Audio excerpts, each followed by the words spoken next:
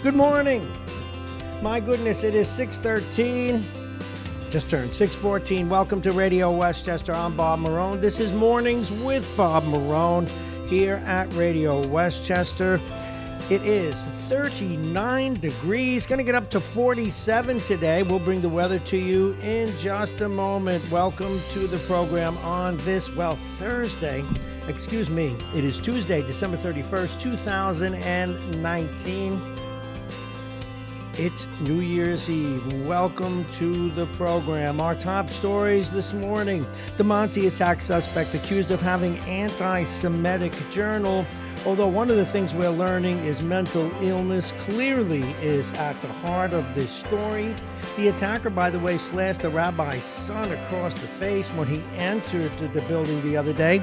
George Latimer, the county executive, directs police to step up patrols near Jewish facilities following the Monsey attack. And Orthodox leaders to Kirsten Gillibrand. They say Rockland's anti-Semitism has been building for years. Residents in Yonkers are on edge as a suspect who tried to break into a home remains on the loose. And we'll tell you how to get ready for Times Square tonight. We'll tell you also how to get ready for the ball that drops right here in White Plains. Now remember, you can listen to us this morning on RadioWestchester.com, MyTuner Radio. You can go and tell your Alexa, whatever those machines are, to do just that. We're also available to you in Good Morning on Facebook, YouTube, Instagram, and Periscope. I'm Bob Marrone. I have a guest in the studio already. My granddaughter, Lindsay Massaro. She'll be with you as well. We're going to go straight to the weather. The weather's brought to you exclusively by United Hebrew of New Rochelle, voted one of America's best rehabilitation and senior care campuses, and it's right here in New Rochelle. And just double check on the weather. It's 39 degrees. It's overcast. Going to go up to 47. No chance of rain today. Partly sunny. The temperature, again, leveling off at about 46. The wind out of the northwest, 10 to 20 miles an hour. Tonight, for the ball drops, both in the city and here in Westchester County, partly cloudy. The temperature will be 32 degrees. The wind will be out of the west, 5 to 15. Tomorrow, the first day of the new year, mostly sunny skies. Temperatures will be 39. The wind out of the west, 10 to 20. And Thursday, mostly sunny sky. High will be 44. The overnight low will be 36. Friday, rain early, then remaining cloudy. The high will be 46. The overnight low will be 45 degrees. So we kind of like that. This morning's top of the hour is brought to you by the United Hebrew of New Rochelle, a top-rated campus of senior care. Visit uhgc.com. And also brought to you by Aging Issues Management, Aging Issues Radio, the law firm of Pena and Kahn, Dominic's Fine Cigars. That's right, they're right over here in 204 Boston Post Road in Larchmont, and Plug-in Virtual Reality. Remember, when we have our big grand opening, we will be giving free demonstrations to our virtual reality capability right here at the station, on the station. It is 6:17. Actually, the temperature's dropped now. It's down to 35, and it's quiet so far at the train station this morning. A lot of people obviously taking off, but we'll see as we get into the later hours. Let's take a look at those stories that we promised you. And again, most of them focus on what's going on in Monsey and in the wake of that attack by, he's being labeled as an anti-Semite, and certainly what he did was anti-Semitic, but also he is clearly mentally ill. A Greenwood Lake man in Ramapo accused of multiple attempted murder charges for seriously injuring 5 Orthodox Jews during a machete attack. This individual now, they're telling us he faces federal hate crimes, several counts, including attempted murder and in violation of the victim's religious rights. The federal charges filed Monday include descriptions of Grafton Thomas's journal containing references to Nazism and the Black Hebrew Israelites. But again, the FBI has filled out all these complaints, but more and more we're learning that this man who, when he approached the party the other night, he actually slashed the rabbi's son across the face. And we're learning more and more. He has previously been hospitalized for schizophrenia, and we'll see where that leads. But it does highlight certain other issues that have been going on in the Orthodox community. Indeed, yesterday, Orthodox leaders met with Senator Kirsten Gillibrand, and Rockland's anti-Semitism, they say, has been building for years. And New Square Mayor in Israel Spitzer said about Saturday's shocking attack, quote, "This has been in the making for many, many years." And Spitzer and Hasidic and other Orthodox leaders have attended many meetings to stem the divisiveness in Rockland County. And Rockland County's had these kinds of dynamics for a while, and it's noteworthy that this focus now being placed and hopefully will yield some results. It is 6:19. Westchester County officials, according to Astoria News 12 today, are on high alert following the stabbing attack in Muncie over the weekend. Westchester County Executive George Latimer is directing the county police to step up patrols at county-wide Jewish facilities in response to this weekend's stabbing attack at a shul in Muncie. Latimer is also charging the County Human Rights Commission to find more ways to combat potential discrimination. County legislators are publicly denouncing the attack in Rockland, with some taking it a step further by looking to harden the hate crime laws. And again, though, we need to keep this in perspective. I could not agree more, and this by way of commentary. The Jewish diaspora, the common phrase of a solidarity, never again. It needs to be augmented. It needs to be done. But we do need to keep things in perspective. In this case, this person seems to have been mentally ill and not on what inspired his mental illness to focus on Jewish people is something we need to look at hard. But nonetheless, it appears that this guy was mentally ill and not a part of some larger terrorist intent. As we pass through 621, we go to Yonkers now. Residents in Yonkers are on edge as a suspect who tried breaking into a home remains on the loose. This in News 12 today. Police have released a surveillance photo of the suspect. They say the man dressed in green was caught on camera sliding a screen door open at a home. Oh, they got him. They got a picture of him, Lindsay. Hancock Avenue, and this is where it happened the day after Christmas. And the man who lives below him told News 12, who gave us the story, that the incident happened around 11:45. Officials are looking for that person. Well, are you heading to New York City for New Year's Eve? No, Lindsay's looking at me like I got 8 heads. Be ready to be part of a crowd if you are. New York City New Year's Eve celebration is free, and it's open to the public event attended by roughly 1 million people every year. So I have no interest in ever doing this. If you've ever been in a crowd like that, folks, again, this is me, but a lot of people love to do it. Go down there, enjoy yourself, dress well, be prepared to be wanded by cops to be sure you're not carrying a weapon. But I've attended a couple of those celebrations where baseball teams or hockey teams won their World Series, and you haven't been frightened unless an entire crowd of people surrounding you is so close to you that they force you to move in directions you don't want to go. And it's like being in the ocean when the water pushes you, Lindsay. You have no choice. I've no intent to want to go see that ball drop. So, but for those of you who do, not that you needed to hear that little ward off. The earlier the better. Early afternoon. In fact, Lindsay had mentioned earlier, people must get there really early. Yes, they do. According to this report, the earlier the better. The early afternoon is best, as the New York Police Department barricades in the area could be up already. Caveat to the early arrivals: if barricades are not in place and you tried to claim a spot, you may be asked to move. And let's take a look at sports before we go into the national issues. Of course, the big story yesterday, or the regional and national issues, the Giants fired head coach Pat Shurmur. And we'll be talking a little bit with Jake about this at 8 o'clock today. John Mara welcomed the criticism and embraced the blame for where the New York Giants are at the moment. Mired in mediocrity, says an NFL staff writer, as one of the worst teams in the NFL, despite the 4 Super Bowl championships represented by the collection of Vince Lombardi trophies in the case. At any rate, there's a lot of speculation, and we'll be talking about it, about who the next coach should be. And yesterday, Jake Schaefer, who comes in a little later this morning, was going on and on. Oh, Bob, it's going to be this guy McCarthy. His name's not mentioned here. Here are some of the names. Oh, no, he is names. I'm sorry. It's Matt Rule, current Baylor head coach. Eric Bieniemy, the Giants have requested permission to interview him, the Chiefs' offensive coordinator. Jason Garrett, the Cowboys are expected to part ways with Garrett. Mike McCarthy, the former Packers coach, has tremendous pedigree. He, again, was Jake's primary focus.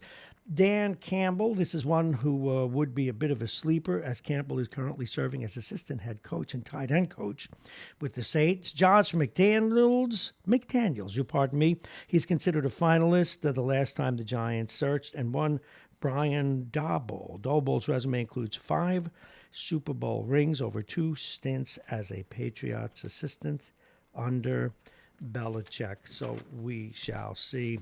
And for the hockey fans out there, he is a difference maker.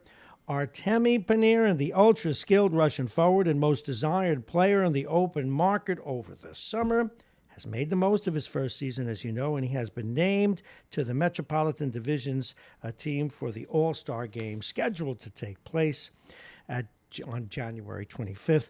One of the most dynamic players in the league. He leads the Rangers with 21 goals and 30 assists, 51 points in only 38 games.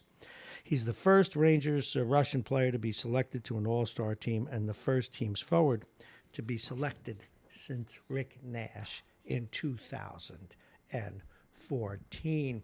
It is 6:25, 35 degrees now here across Westchester, getting up to 46 today, but don't worry, there's not going to be any rain. Well, a story within the story yesterday regarding the head coach of the football Giants being fired is the goodbye of their likely Hall of Fame quarterback, Eli Manning. He stood in front of the reporters inside the locker room yesterday, according to a Gwinnett story and USA Today's story, very likely for the last time. That was yesterday, and would not reveal details regarding any decision he will make on his football future. He said his goodbyes to the media with smiles and handshakes, expressing contentment with how much success he was able to share within the franchise for 16 years, even if the final handful of seasons have not gone the way he would have liked. Now, according to some reports, he certainly does not want to be a backup, but he's not yet ruled out coming back next year. Now, just a note on some team, but as a starter, we'll be talking about that over the next few days, and maybe, just maybe, we will get Jake Schaefer to do one of his Dominic Cigars picks and choices about whether or not he comes back, and also who'll be the next coach. The New York Post has gone out on a limb already. Steve Serby says the Giants look for their next leader. They should consider the Baylor coach, Matt Rule, who has rebuilt programs at Temple and Baylor since they stopped as a Giant assistant line coach in 2012. He has emerged as a serious candidate. Now, we don't know if Steve Serby knows something we do not know, but it's rather interesting that has come up. Well, we're going to take a look at some of those national stories, but before we do, we were talking about MetLife Stadium, and this is 2 stories coming together. MetLife Stadium, as you know, is where the Giants and the Jets play, and we know the concerns that we all have about anti-Semitism, again, in the wake of this most recent attack. But listen to this. Talk about a religious get-together. This is going to happen on New Year's Day, January 1. Organizers are billing it as the largest gathering MetLife Stadium will have ever had. A throng of more than 92,000 men and women are going to a reading of the Talmud. Met Stadium gathering to celebrate 92,000 people who have read the entire Talmud, or the Old Testament for Christians out there. That's a special thing, and kudos to the organizers of that. It is 6:28. We're going to take another look at the weather before we come back with national, international news, talk a little bit about year-end stuff, keep Lindsay awake with her Friends shirt on, because news, let's face it, news isn't exactly what young people check into the radio for. But let's take a look at the weather. It is 6:29. By the way, it's 35 degrees, getting up to 47 today. The weather's brought to you exclusively by United Hebrew of New Rochelle, voted one of America's best rehabilitation and senior care campuses. And it's right here in New Rochelle. Visit uhgc.com.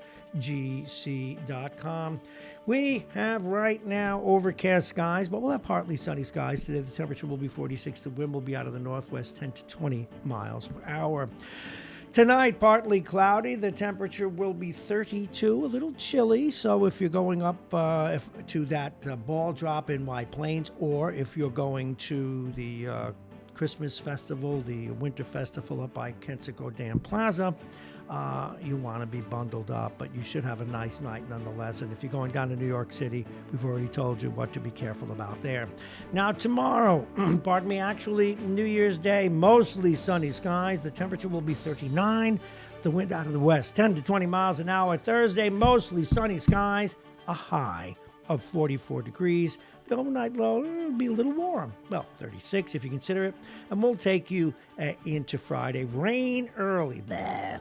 Then remaining cloudy. The high will be 46 degrees. The overnight low will be 45. And as we head to the bottom of the hour, once again, we thank our supporters, Aging Issues Management, their subsidiary, Aging Issues Radio. They'll be coming to you in the new year with plenty of shows. The law firm of Payne and Kahn, Dominic Cigars, and Plug-in Virtual Reality. And we do want to announce in the coming year, we will be adding, we got confirmation from them. They've announced it on Facebook. We're not talking out of school. Time to Talk with Jen Graziano will be joining the ranks of Radio Westchester, and we'll have a lot more to say about that. So let's get busy with some of the other news that is out there today. This out of the Associated Press this morning. Dozens of angry Iraqi Shiite militia supporters have broken into the U.S. Embassy compound in Baghdad after smashing a door and storming inside, prompting tear gas and rounds of gunfire. An AP press reporter at the scene saw flames rising from inside the compound and at least 3 U.S. soldiers on the roof of the embassy. It was not clear what caused the fire at the reception area. Again, this is a breaking story. Hundreds of angry supporters of the Iraqi Shiite militia smashed the cameras. They want down, down USA. Now, no one was hurt.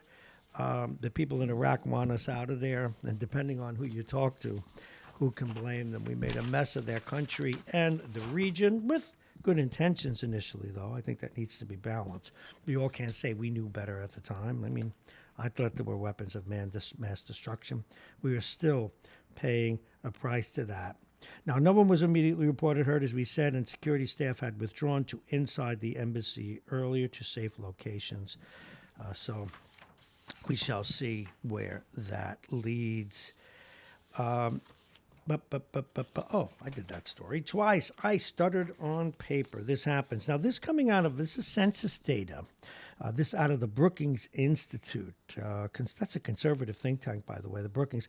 California is projected to lose a congressional seat for the first time next year, while states President Trump won, such as Texas and Florida, will likely gain seats. This according to an analysis of new census data by the Brookings Institute. Why it matters.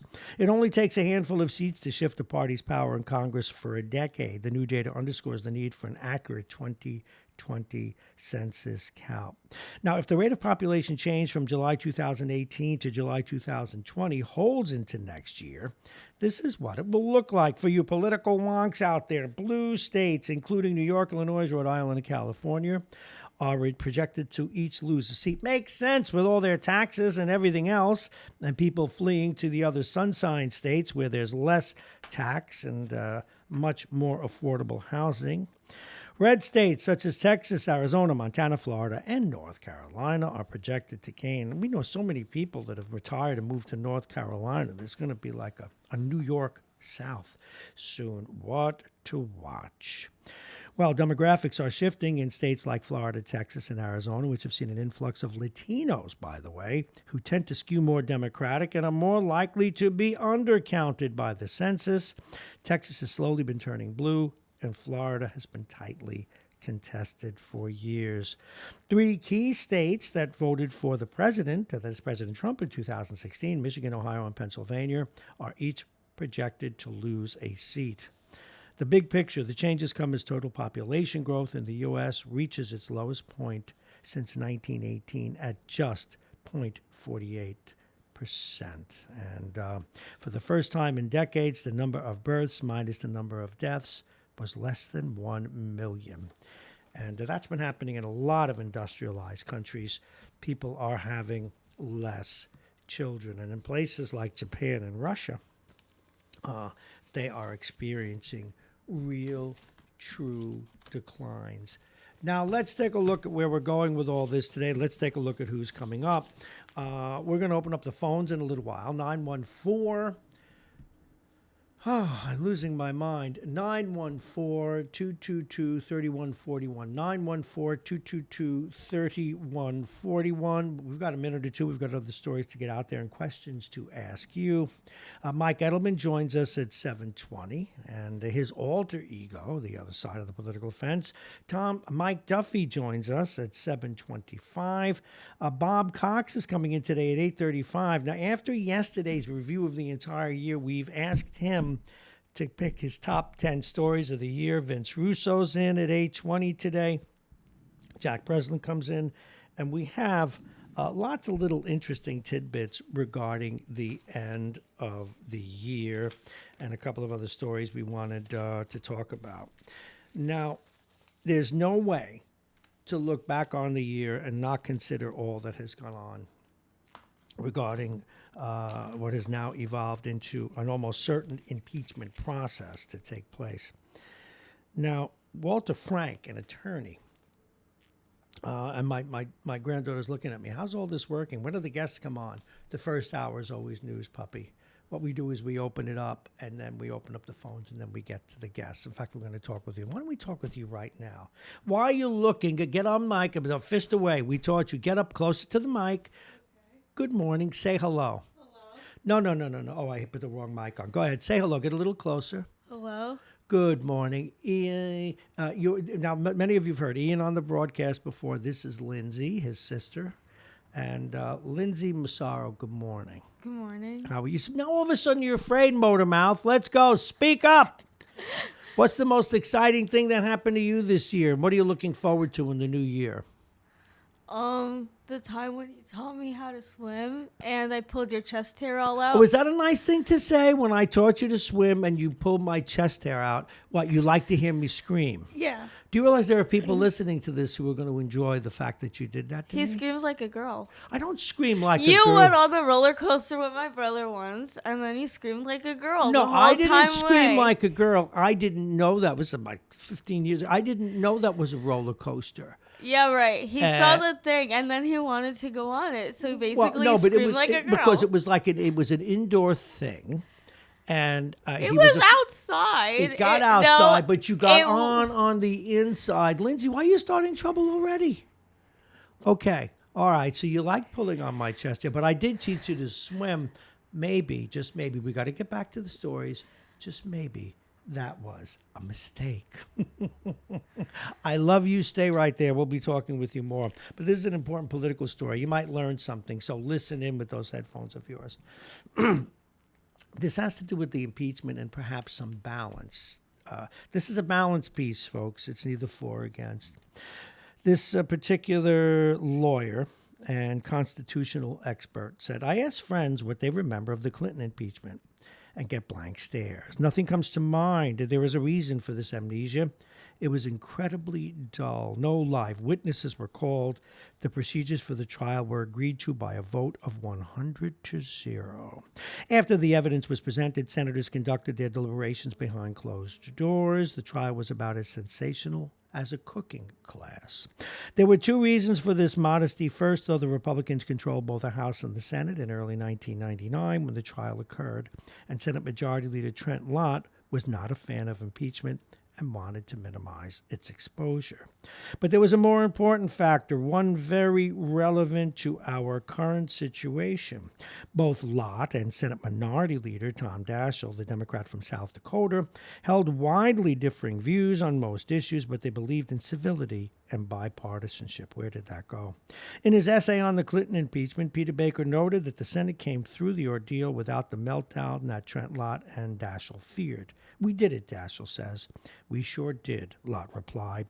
Clearly the key word in their exchange is we. It would be nice to hope that current Senate Majority Leader Mitch McConnell and Minority Leader Chuck Schumer have a we in them as well. It is reported that Republican senators want a short trial, perhaps with no live witnesses, but that President Trump is looking for a much longer, more partisan affair. Whatever the length or nature of the trial, for the sake of the country, it is essential that both sides can say they were treated fairly, befitting the seriousness of the occasion. If the trial becomes a highly public event, both sides may be tempted to raise issues that are legitimate in the battle for public opinion, but are not relevant to the trial itself. Democrats have a long list of grievances against the president, ranging from his divisive rhetoric to his attacks on the press to his rejection of the findings of his own intelligence agency. These are important issues, yes, but have no place in the impeachment trial. Republicans have accused the Democrats of unfairly demonizing the president and being motivated solely by partisan considerations. They have accused Ukraine of seeking to help Hillary Clinton in the 2016 election. These claims, too, should be off limits at the trial. And folks, I rarely read, I get 2 more paragraphs, something, but this is such a fair piece. It really needed to be done. The president's team can raise many legitimate defenses. They can argue that the evidence does not show what the articles of impeachment claim. They can argue that the president's behavior was not wrong and the temporary withholding of military assistance was legal and justified. They can also argue that his motives were not venal. They can argue that in no way did his actions jeopardize national security. It's probably true, by the way. They can argue that however one wants to characterize the president's behavior, it does not justify removal from office less than a year before he faces voters. Those are all legitimate defenses that the House prosecutors should be allowed ample opportunity to rebut. That is, a trial that, if conducted with dignity and respect, might actually enhance, not detract from our constitutional democracy. Given the intense partisanship, it will be up to Schumer and McConnell to lead an effort to work out in advance agreements respecting witnesses and the general conduct of the trial. The impeachment trial will begin with a solemn moment. And listen to this, folks, and think about what people on both sides have said with certainty. This solemn moment when all 100 senators will rise to be sworn in as jurors, promising to be, quote, impartial, unquote, in their review of the evidence. Perhaps impartiality is too much to expect, but civility, mutual respect, measured rhetoric, and evidentiary discipline is not. The country deserves it. And Walter Frank is an attorney. He's written 3 books, including Making Sense of the Constitution. All righty. The phones are open. 914-222-3141, 914-222-3141. Some of the other items that we're looking at, and we wanted to get your input on. And this will be open to whatever you want to talk about in terms of what's gone on for the last decade, what went on during the last year. And the New York Post had they had a really good piece. And I'm going to share this with you for your edification, and you can present arguments to same as befits your intent. The moments of the decade in sports. My granddaughter's looking at me like I have 7 heads. What? You don't like sports? I know. But if your brother was here, he'd talk about it. Yeah, but I'm not. But the speak. Oh, the cat's got your little. Get closer to the mic. Get closer to the mic. I Get didn't on know that mic. it was on. Oh, it's always no. I get to put it on, but if I look at you and ask you a question, remember that means your mic's on. Go ahead. You don't care about sports, I know, but these are important. No, I do care about sports. What's your favorite sport? Wrestling. Wrestling. Yeah. You like professional wrestling? I should have known that. We got to take you. Why do you have gray hair?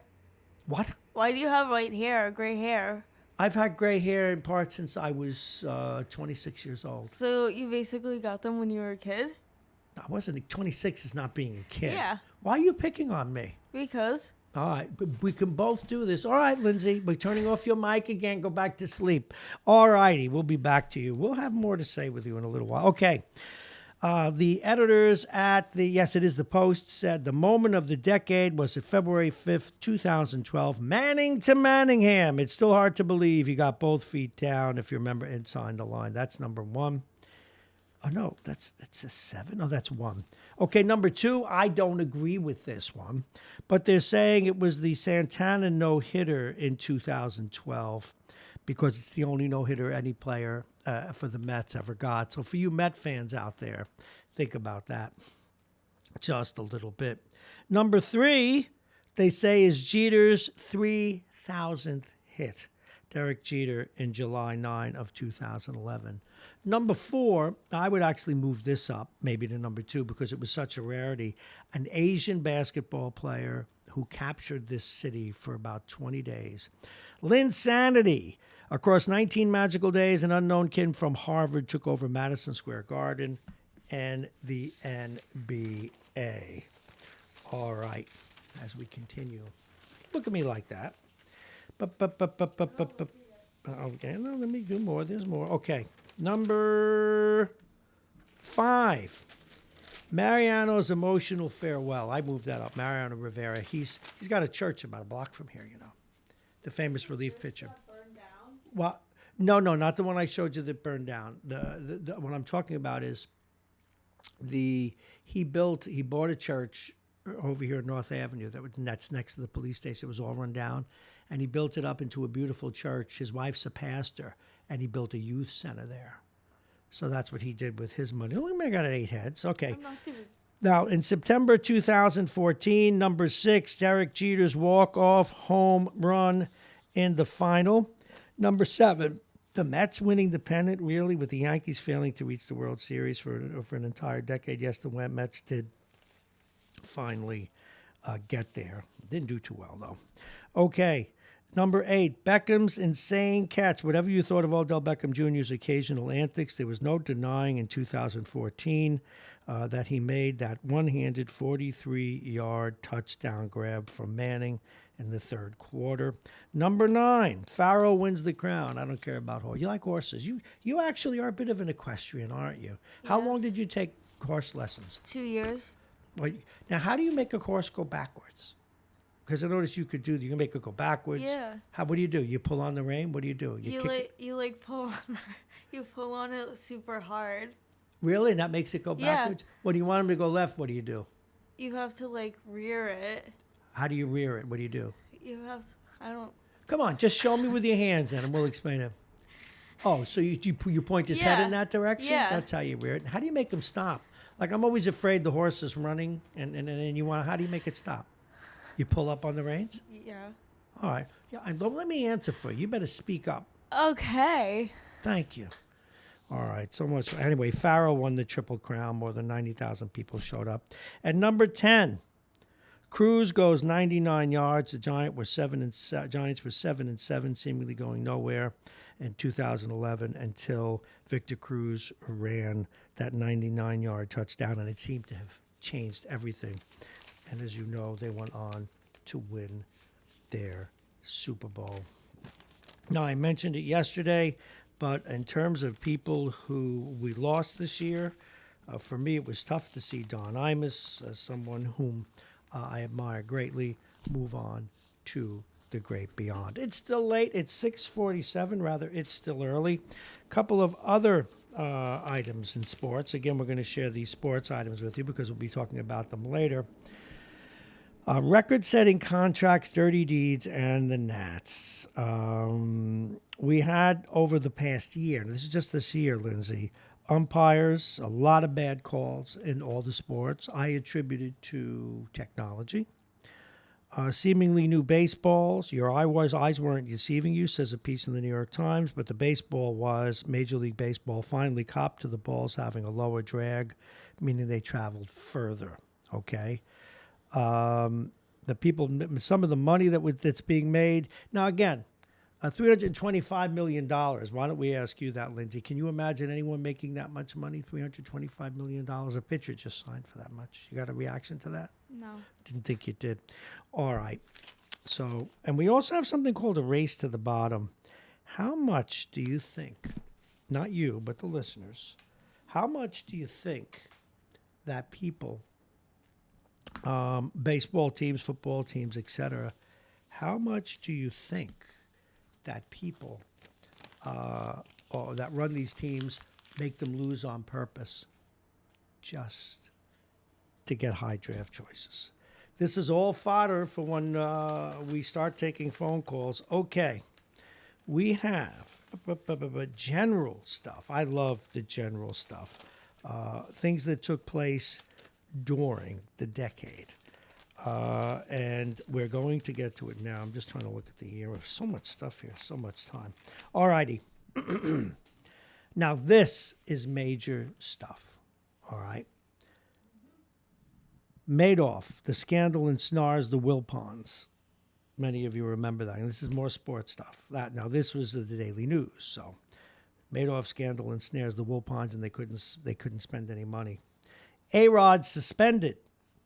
Sues everyone. We remember that. 9 years after Alex Rodriguez arrived in New York, the Yankees' third baseman was suspended for using performance-enhancing drugs. Now, can anyone tell me out there why A-Rod has been given a pass? Why A-Rod given a pass? She's wondering what that means. Why A-Rod is now doing announcing. He's the go-to guy for information. Now, it's well established he's a very smart baseball guy, worked very hard at baseball, but yet he was another guy that cheated. Anyway, Phil Jackson hired as the Knicks president. Never before has someone came to town so highly touted and failed so miserably. They gave him a 5-year, $60 million contract to become their president after his long run as a championship coach, and he learned that being president is not the same as being a coach. And I'm not even going to do that one. All righty. Eli benched for Geno last year. In 2017, was just 2 years ago, was just a regular Tuesday until Ben McAdoo dropped a bomb on the Giants facility by announcing he was starting Geno Smith over Eli Manning. It cost him his job because the guy had a record. He had never missed a game. He was the franchise quarterback, but nonetheless, they, that's what they did. Okay, Giants boat trip before the playoff loss. This happened in 2017. I always thought this was overrated, but if the Giants had just beat the Packers in their NFC wildcard round in 2017, the wide receivers boat trip may have been just a footnote. Instead, the outing, which featured Odell Beckham, Victor Cruz, Sterling Shepard, and Roger Lewis on a yacht before partying with Justin Bieber and Johnny Manziel, a crazy guy that drank and partied his way out of football. Okay. Cespedes' injury, we're not even going to beat that dead horse. On July 8, 2010, LeBron picked the Heat over the Mets. And, did I say Mets? Over the Knicks. So those are some of the sports stories. Now, a lot of you are going to be driving tonight, and I'm switching gears before we go to the top of the hour, and we got to do the weather and all that stuff again. Listen to this, Lindsay. Okay. And you remind, and get closer to the mic, you remind your mother, your father, your mother's guy, your brother Ian, and everyone else about what I'm about to say. Okay? Why? Well, go ahead. Why? Yeah. Distracted driving is the leading cause of fatal crashes. Now, a lot of people will be driving tonight because of the holiday, right? Motorists talking on phones, texting, or engrossed, and this is very underrated, this third thing, engrossed by complicated infotainment systems while driving. And I put this on the cars and the phone makers. They've made it entirely too difficult for people to figure out how to upload their Bluetooth and things like that. Are you sure you don't use your phone in the car? I don't use my phone in the car. I use it in the car, but I have hands-free. I have hands-free, you see. I use hands-free. You got anything else you want to say?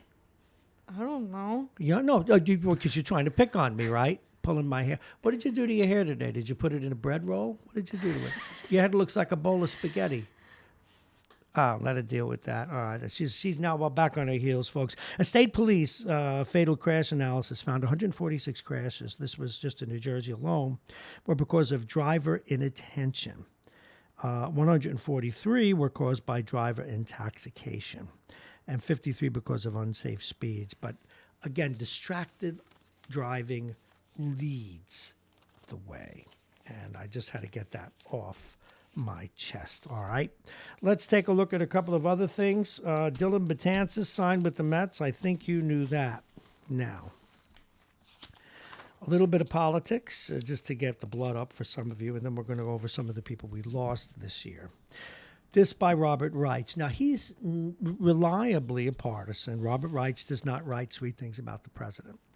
But he did say, alert, Trump tweeting in the past several days, so this came out yesterday, has been so bizarre. Now, this is true, including at least 4 accounts devoted to Pizzagate. I can't believe the president would talk about or forward something about Pizzagate. This was a fake story that was put out by the alternate or alt-right news that the president, that Hillary Clinton was running a child sex ring out of out of a pizzeria in Virginia. Also, he quoted one that former President Obama was Satan's Muslim scum. It is no longer a case of excessive narcissism or grandiosity, he says. We're not simply dealing with an unusually large ego or an extremely petty and vindictive personality, he writes. Friends, the President of the United States is seriously, frighteningly, dangerously unstable and is growing more unhinged by the day. Such a person in the Oval Office can do serious damage. I don't know. That's what he wrote. I mean, saying those things about Obama and then even trying to get people to think about that story of Pizzagate is all just Fox News and alt-right Daily Caller nonsense. But I wish the president wouldn't cheat that. But again, the guy is not exactly an impartial observer. Now, with this next few minutes, we want to talk about, with great reverence, the people who we left behind, because it does matter. And let's get to it. Now, we're going to start with politics, and we're going to talk with people that most of you knew. John Dingell, the Michigan Democrat who pushed landmark legislation, including Medicaid and Medicare. He became Congress's longest-serving member. He died on February 7. Ross Perot. Many of you remember him when he ran against Bush in the primaries years ago. He was 89 years old. He made billions selling computer software. Ross Perot. John Paul Stevens, a centrist Supreme Court justice who evolved into a liberal icon and frequent dissenter during his 35 years on the bench. He died at 99. David Koch, one of the Koch brothers, billionaire industrialist and philanthropist who funded a right-wing libertarian movement that reshaped American politics. He died August 23rd at the age of 79. Elijah Cummings, 13-term congressman from Baltimore who investigated President Trump as chair of the House Oversight Committee. He died October 17 at the tender age of 68. Elijah Cummings, 13-term congressman from Baltimore, investigated President Trump as chair of the House Oversight Committee. He died at October 17th at the age of 68. Williams Ruckelshaus, incorruptible Republican who battled pollution as the EPA's founding head and defied President Richard Nixon during Watergate as Deputy Attorney General. He died November 27th. At the age of 87. Paul Volcker, Federal Reserve Chairman who tamed runaway inflation and sought to rein in risk bankers. He died December 8 at the age of 92. And those, everybody knew those folks. We got into some detail. We're not going to do every sports person because you're not going to know some of them. And so we're going to pick and choose here. But this one shocked me. I didn't realize it. Frank Robinson, legendary outfielder. He smashed almost 600 home runs. He helped Baltimore win 2 World Series, became the first black manager in the majors, but he won the MVP in both leagues. I did not realize this. Frank Robinson, great player. Godspeed. John Havlicek, a big basketball star, propelled the Boston Celtics to 8, and one of them NBA championships, and remains the team's all-time leading scorer. He died at the age of 79. Bart Starr, I didn't realize this happened. Inspirational quarterback who led the Green Bay Packers to 5 championships and wins in the first 2 Super Bowls. He died at the age of 85.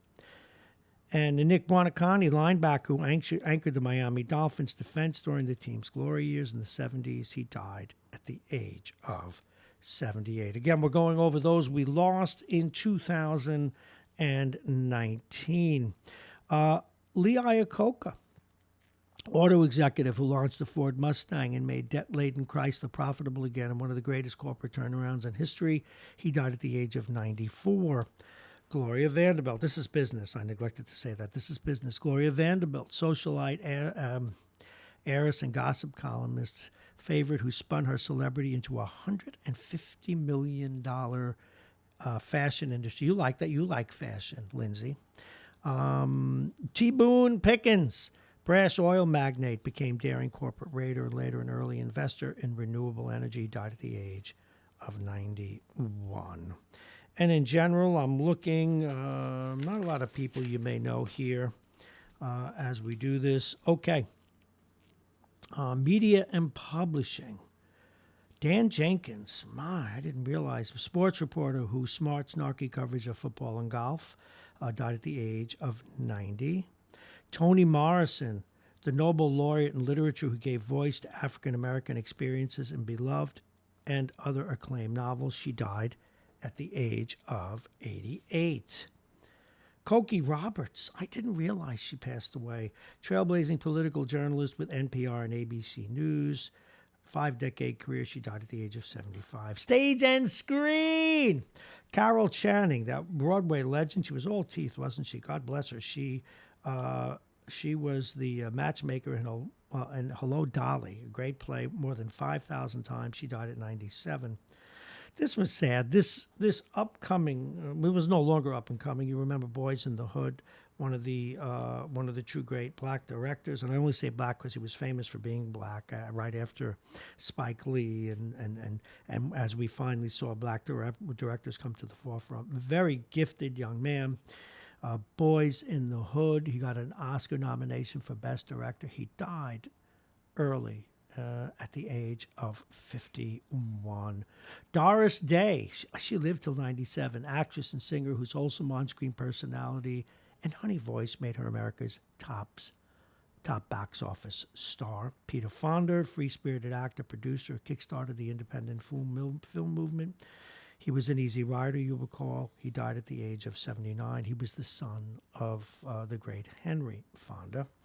Valerie Harper, Emmy-winning actress who played the relatable, wisecracking Rhoda Morgenstern on the Mary Tyler Moore Show and her own Rhoda spinoff. She died at the age of 80. She'd been sick for a long time, but hang in there. Diana Carroll, actress and singer who became the first African-American woman to take a lead in a sitcom. In 1968's Julia, she died at the age of 84. Music and the arts. Rick Ocasek, frontman of new wave sensation The Cars, love that band, who wrote the ubiquitous radio hits Just What I Needed, Drive. He died September 15th at the age of 75. It is 7:02, time for us to reset. Welcome to the program once again. We could take a quick break. We'll be back. We're going to talk with Lindsay a little bit, find out what she hopes to do in the new year. We're going to find out where she is in school, what subjects she likes, what she likes to do with her free time. Take a moment to reflect.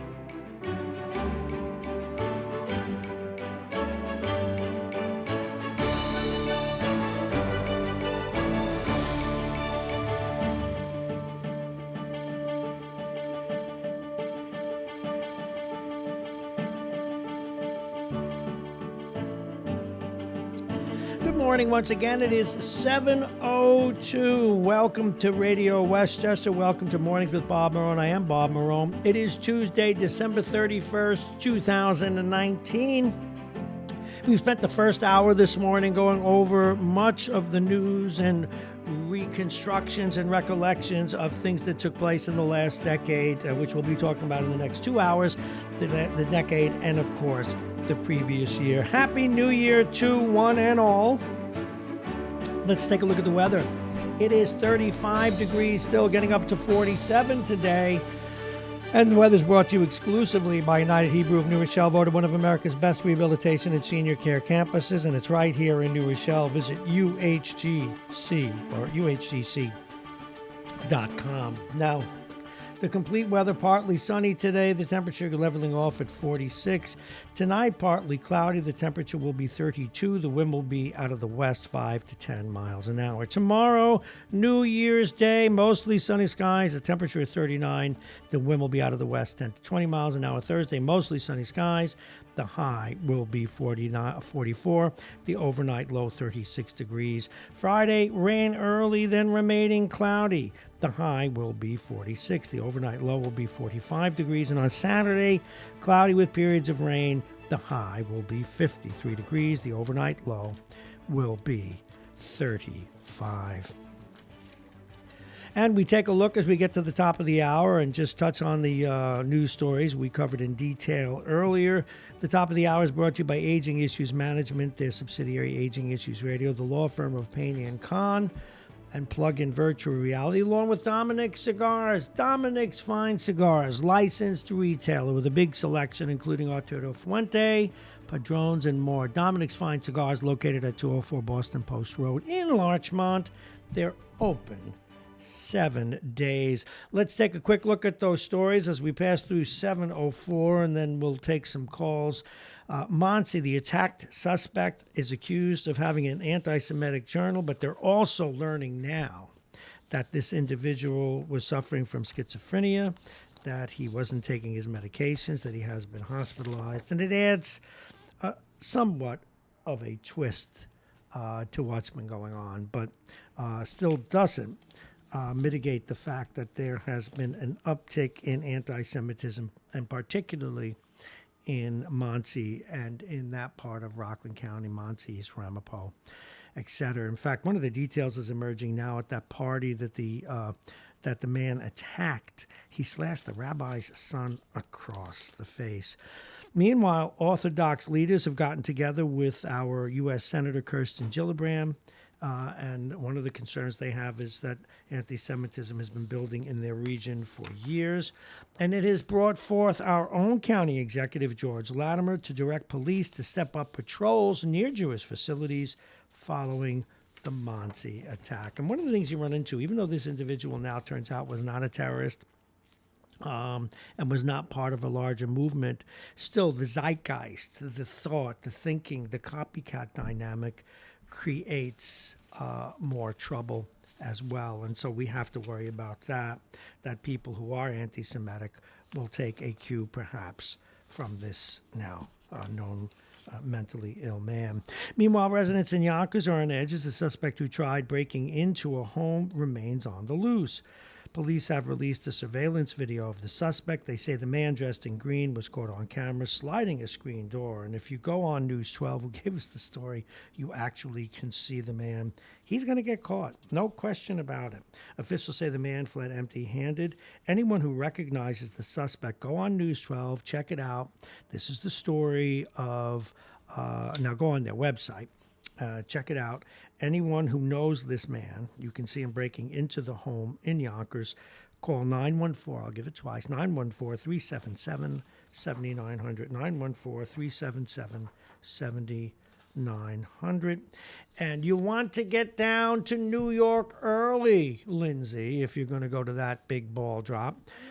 And I know you're not going, but it's a lot easier to go to the one that's up here. I'm going with you. Yeah, well, you're going with you're going with me, nowhere with me. We are going to no ball drops, let me tell you.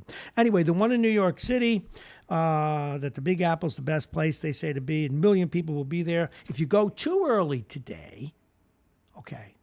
If you go too early, the police may move you anyway. But get there as early as you can in the afternoon after the barricades are up. But then you'll be standing there in the cold for several hours. But a lot of people do it. A million people are going to be there. Oh, I'm out there. I don't do those. I don't do ball droppings. What? Yes. Well, there she looks at me. We're going to get to you in a minute. Okay, the Giants fired Schumer. You knew that Arteri selected to the All-Star team. Eli Manning. Now, how many of you think that Eli Manning is going to come back? I'm going to put a stake in the ground now. The official Bob Marrone prediction. Eli Manning will not come back. He will retire gracefully. He made $20 million a year for the last umpteen years. He doesn't need the money. But if he does come back, he'll get my full support. A man that actually brought me back to football. A guy I have interviewed twice, and in as humble, as decent as they are, interviewed him in person. And the only thing that struck me, this famous quarterback, big famous hero, he's as skinny as a string bean. I don't know how when he gets tackled, he wasn't snapped in two pieces. Okay. But no, I'm not going to do any of this other national news to people call. Or what I'm going to do, though, is I want to talk to Lindsay a little bit, find out what makes people her age tick. But the phones are open if you'd like to join this conversation. We're going to be talking with Mike Edelman at 7:20. And remember, this is Radio Westchester, Mornings with Bob Marrone. I am Bob Marrone, and I'm looking at the camera, Lindsay. That's why if you wonder what I'm looking at. She turned, who's looking at? The camera's in there. See the camera? I wanted to see if the sun was coming up. But the sun is not coming up yet. It's only 7:09. It's the shortest. These are the shortest days of the year. Yeah, but still, though. But it looks like, look outside. See, people see the lights on. They like that. We look like we're a little fish bowl. You look like a fish. You look like a Muppet. What do you mean I look like a Muppet? Where's this coming from? Just shut up for a minute here while I'm talking to people, and I forgot what I was saying. Oh, yes, this is Radio Westchester. You can listen to us at radiowestchester.com, MyTuner Radio. You can also go, or you can tell your Alexa to go to MyTuner Radio, to the radiowestchester.com, and it will turn the radio on for you. You can also watch on Instagram, Facebook, YouTube, etc., etc. Oh, Periscope, that's the other one. Now, do you use any of those, Lindsay? YouTube, Facebook, Periscope, any of that? YouTube and Instagram. We have a caller in which no good can come of this. So let us go to the telephone and see who's here. Good morning, you're on Radio Westchester. Who's in the studio with you, ably dismantling you? Oh, you like it too much. Let me tell Lindsay, you haven't met this man. Your brother has. He's a frequent caller and contributed to the program. Also, a very decent, good friend. And his daughter's been on the show. This is my granddaughter, Ian's sister. Say hello to Anthony. Hello. Hello, you learned well from your brother. Don't ever forget it. He beats me up regularly, honey, and I'm so glad he called. Anthony, I'm so glad you called. I hope you have Smurf is fitting. Smurf? Me Smurf? Smurf is fitting. Smurf? Yeah. What do you mean Smurf? You look like a Muppet. I'm not a Muppet. Do not give this man ammunition. You are giving More like Oscar the Grouch. You are giving the devil himself pitchforks. Why do you have caterpillar eyebrows? Do you hear this, Ed? Get closer to the mic. If you're going to insult me, do it professionally. Do you hear this, Anthony? You see what I put up with? Listen, that's the way to go. You know, when you give, you have to be able to receive. Lord knows I do, too. Hey, if you don't mind my asking, how you making out? You were hobbling around yesterday when we saw you. The doctor. Yeah, a couple of doctors yesterday. Friday, we'll see what's going on. Well, Friday you'll have to pop in when you're here. We'll be here, and we'd love to have you on and check on your health. Anthony, like me, is a man of a certain age and a certain height. Excuse me. Pardon? I believe that we officially proved that I was slightly taller than you, and I believe you have at least 5 years on me. Ow. Ouch. Ow. You're probably right, as usual. He's always very right. He's a pain in the butt. I haven't hit the upstate speed limit yet. I will this year, next year. Oh, God. You know, I got lost driving around one day in Pennsylvania. Do you know they have a 70-mile-an-hour speed limit in parts of Pennsylvania? You spit at a horse one time. No, Anthony, do not listen to this kid. Do not listen to this kid. We were coming. We were a horse. I love it. I love it. No, I was trying to go, and somehow it came, and it was. We were out with the Amish, and you scared them. I didn't scare anybody. You scared them when you did. looked out the window and looked like that, Lindsay. Anthony, you see what I put up with? This is what we've got. Oh, God. She's making my day. Making my day. Anthony also has a grandson and a granddaughter, and he and I share stories about our grandchildren. We love them a lot. Except for you. We're throwing you out of the I Love Grandchildren Club. Did you see my Facebook page recently? Yeah, you're right. Yes. God. Did you see my haircut? Yeah. What are you nuts? What did you do? I'm still walking around with it. I didn't take it out. The barber said to me, come back after, and I'll tell you, nope, it's going to grow out. You know, my big screen is out. Otherwise, I'd hold it up. I'll try and hold my phone up to the camera later. Anthony loves his grandchildren the way I do, Lindsay, and we get serious for a moment. And when he had his first, I told him ahead of time. And that it would be one of the greatest things that ever happened to him. And that was the one thing I was right about, huh? Absolutely. And you know what? Go ahead. You can talk about a namesake having a special place, but when you have one of each, they both have a very special place in their own right. Well, yeah, they do. And this little twerp. Can you believe she attacks me like that? Did you hear what she said earlier? I taught her how to swim several years ago.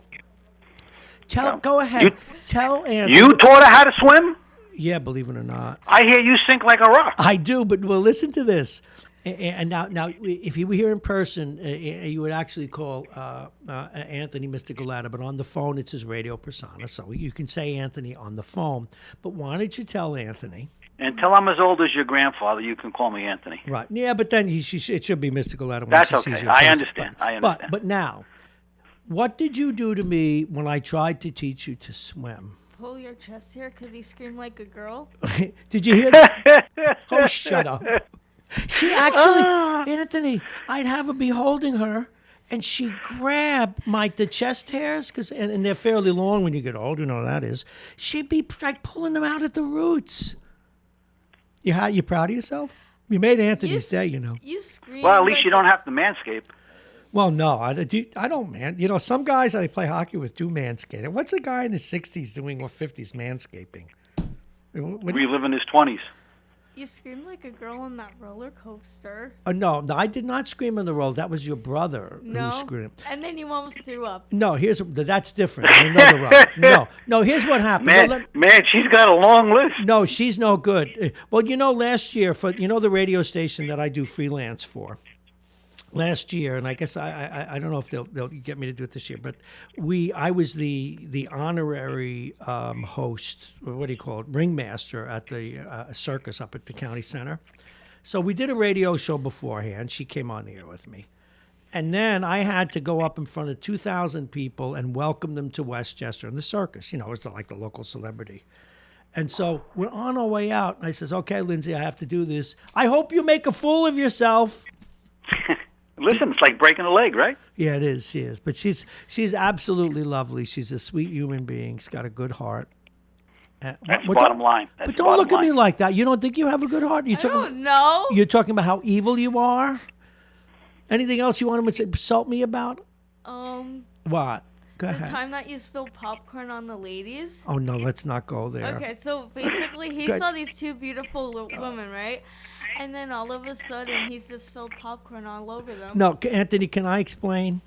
All right. There's nothing to explain. It sounds like a typical Bob Marrone miscue. It's 2016. When the chips are down and you try to make a move, you screw it up. I wasn't making a move. What happened was we were Yeah, you hear her? I took her. You hear her? She knows. I took her, this little twerp, I took her to a fair. In Staten Island, there's this historical city called Richmond Town. It's really cool. And we were coming out of this, it used to be its own city 150 years ago, whatever. And we were coming out of the city hall that was also a museum. And there were two women I did not notice who were sitting at the lower steps, and I tripped on the stop. Yeah, I know, two carbon entities. I know, Two carbon-based life forms. What, Lindsay? Get it off your chest. And then at the end, when you were done spilling the popcorn, you said that they were beautiful. I did not say that. Did I say that to you? What? You're just lying. Look at you. No, she's laughing. I'm going to put you on the camera later, and people are going to see you lying like that. They say you fumble on the most inopportune times. Yeah. Call me Joe. Call me. You and Eli. Yeah, I was going to say, no, Jones. He stumbled again. Listen, I'll probably talk to you again later. I'll be giving you a call off air. But you and yours, Anthony, have a wonderful, wonderful new year. And thank you for throwing me under the bus. Thanks to you, I could be a mechanic. Thanks to you. Very happy, healthy. Yes. And a prosperous new year to your family. You too, brother. Thank you very, very much. Now, do you have anything else that you want to say before we go to my next guest, young lady? Oh, shut up. Oh, no, I wanted to ask you something. Oh, wait. I just wanted to say something. The people that are going to New York, just be careful because, yeah. Okay, well, you know what? We just found out. Mike Edelman just texted us. He can't get to a phone this morning. So you know what we're going to do? We're going to bother someone right now because this is another really good guy that we're actually going to call him. If only I could get my phone to work to do what I wanted to do. Hold on now, info. I don't understand why they do. Oh, there it is. Now watch this. This is the magic of technology. Here it is. Good morning. You are on Radio Westchester. I do believe this looks like it's Mitchell, and we'll probably get. Good morning. You're on Radio Westchester. Good morning. Good morning. Good morning. Mike? Yes. Hey, I thought you couldn't. I was just looking at your text. You said you couldn't find a quiet room. You don't need a quiet room for me to say thank you to you. I didn't say that. Oh, okay. No, well, you do. You need a quiet room after the year we've had. Listen, before we do anything else, I want to thank you for your contributions to the program and helping us get this wonderful radio station off the ground. And Michael, do you have any?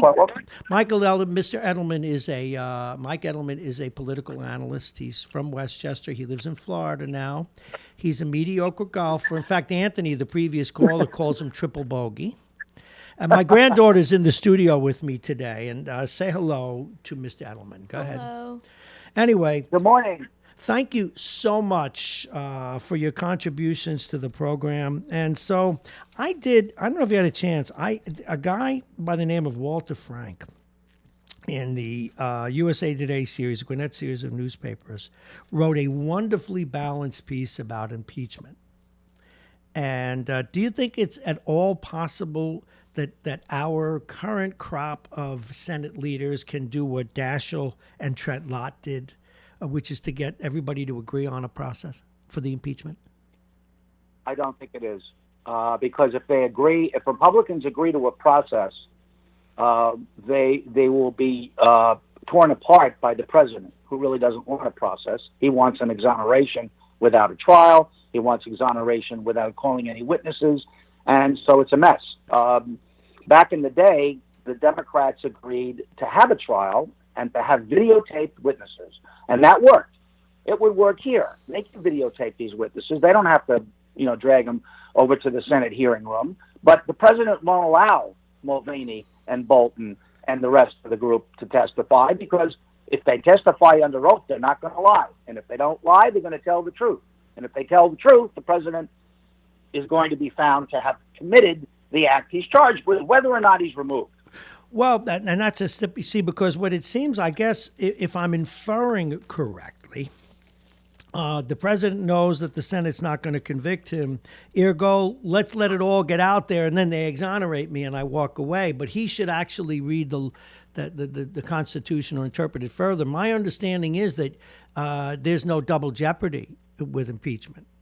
So he could be impeached again if he should win re-election. Oh yeah, well he could be impeached for a separate and different, reason. And there's no double jeopardy doesn't attach at all because it's not a criminal trial, and the only way you get jeopardy is in a criminal trial. This is a political procedure built into the Constitution to stop presidents from dealing with foreign influence. That's what it was there for, and that's what he did. Are we at a stalemate, though? I mean, if the Democrats aren't going to hand this stuff over, they're not going to bring the formal charges until they agree on a process. Although one thing, and this is not to pick on the Republicans or the Democrats, but in reading this other piece before, and I rarely read a whole piece, but it was really necessary to be balanced. If 100 senators are going to stand up and swear to be unbiased, haven't several already compromised themselves? Yes, on both sides. Yeah. They're the equivalent of jurors in a trial, and they shouldn't have a preconceived notion of what they're going to do. So Lindsey Graham and Mitch McConnell, when they say, "Well, I don't need to see the evidence. I don't want to hear anything. I've already made up my mind," that's not what they're swearing to do. They have a special oath that they take, in addition to their oath to uphold the Constitution when they're sworn in to office. They have to take an oath before the impeachment begins, before the trial begins. And that oath says that I'm going to objectively assess the evidence and do my duty. And so they've already said they're not. You know, Michael, while I may not like it, the Republican senators have every right, if they're not convinced for whatever reason, even if it's political, that this is enough to impeach him, to vote for acquittal. But where I'm concerned is that finally, and this reminds me of arguments I have with one of my favorite guests, political science Professor Jeannie Zaino, every week, we finally have in a test tube, under a microscope, the convergence of politics and the sacredness of our Constitution. What's going to win? And I'm not talking about acquittal. I'm talking about going through an honest process, even if it resolves. I'm fine if they acquit, because that's the way the system's set up. But to deny the process is going to give a win to politics over a Republican form of government, and I worry for America. The Constitution requires a hearing, and the hearing has to be fair. And I believe that if they don't have a fair hearing and they don't call witnesses who have the information that's necessary, Pompeo, Bolton, Mulvaney, a couple of lesser players in the White House, Blair, I believe, if they don't do that, the people of the United States are going to understand that the fix was in, and they're not going to like that. Well, you know what? Even if the fix was in, they may. I don't want the fix in. If the fix includes that the Republicans are going to acquit no matter what, believe it or not, I can live with that. I get it, because it's the way. It's that's not a fix, though, right? Bob, But that's what that's what the fix. Founding Fathers wanted. Correct. But they have got to allow a process. See, it's the denial of the process and the denial of even due process for the president, which inadvertently they would be doing. It really bothers me, because we've all been hanging our hat on a house of cards then. And it's a test of the ability of the Constitution to override partisanship. Okay, that's what this test is. And it's failing, in my view. It really is. Thus far, well, they voted articles of impeachment, and so that's in the Constitution. But if they don't have the trial that the Constitution foresaw and requires, that is the failure. You know, I've been preparing for this other show, and it's been taking a lot of work. We're going to be doing a show about the evolution of the Holocaust and the evolution of World War II. It's another show we're going to be putting on this network. And I read this page the other day that I dog-eared, and I'm getting ahead of myself with it, and this is a criticism of the left. In the run-up to all the different parties that were far right in Germany, one of the alternatives to people who were more moderate was they looked at Bolshevism, they looked at communism, they looked at the people who were on the fringes of that, the Social Democrats, etc.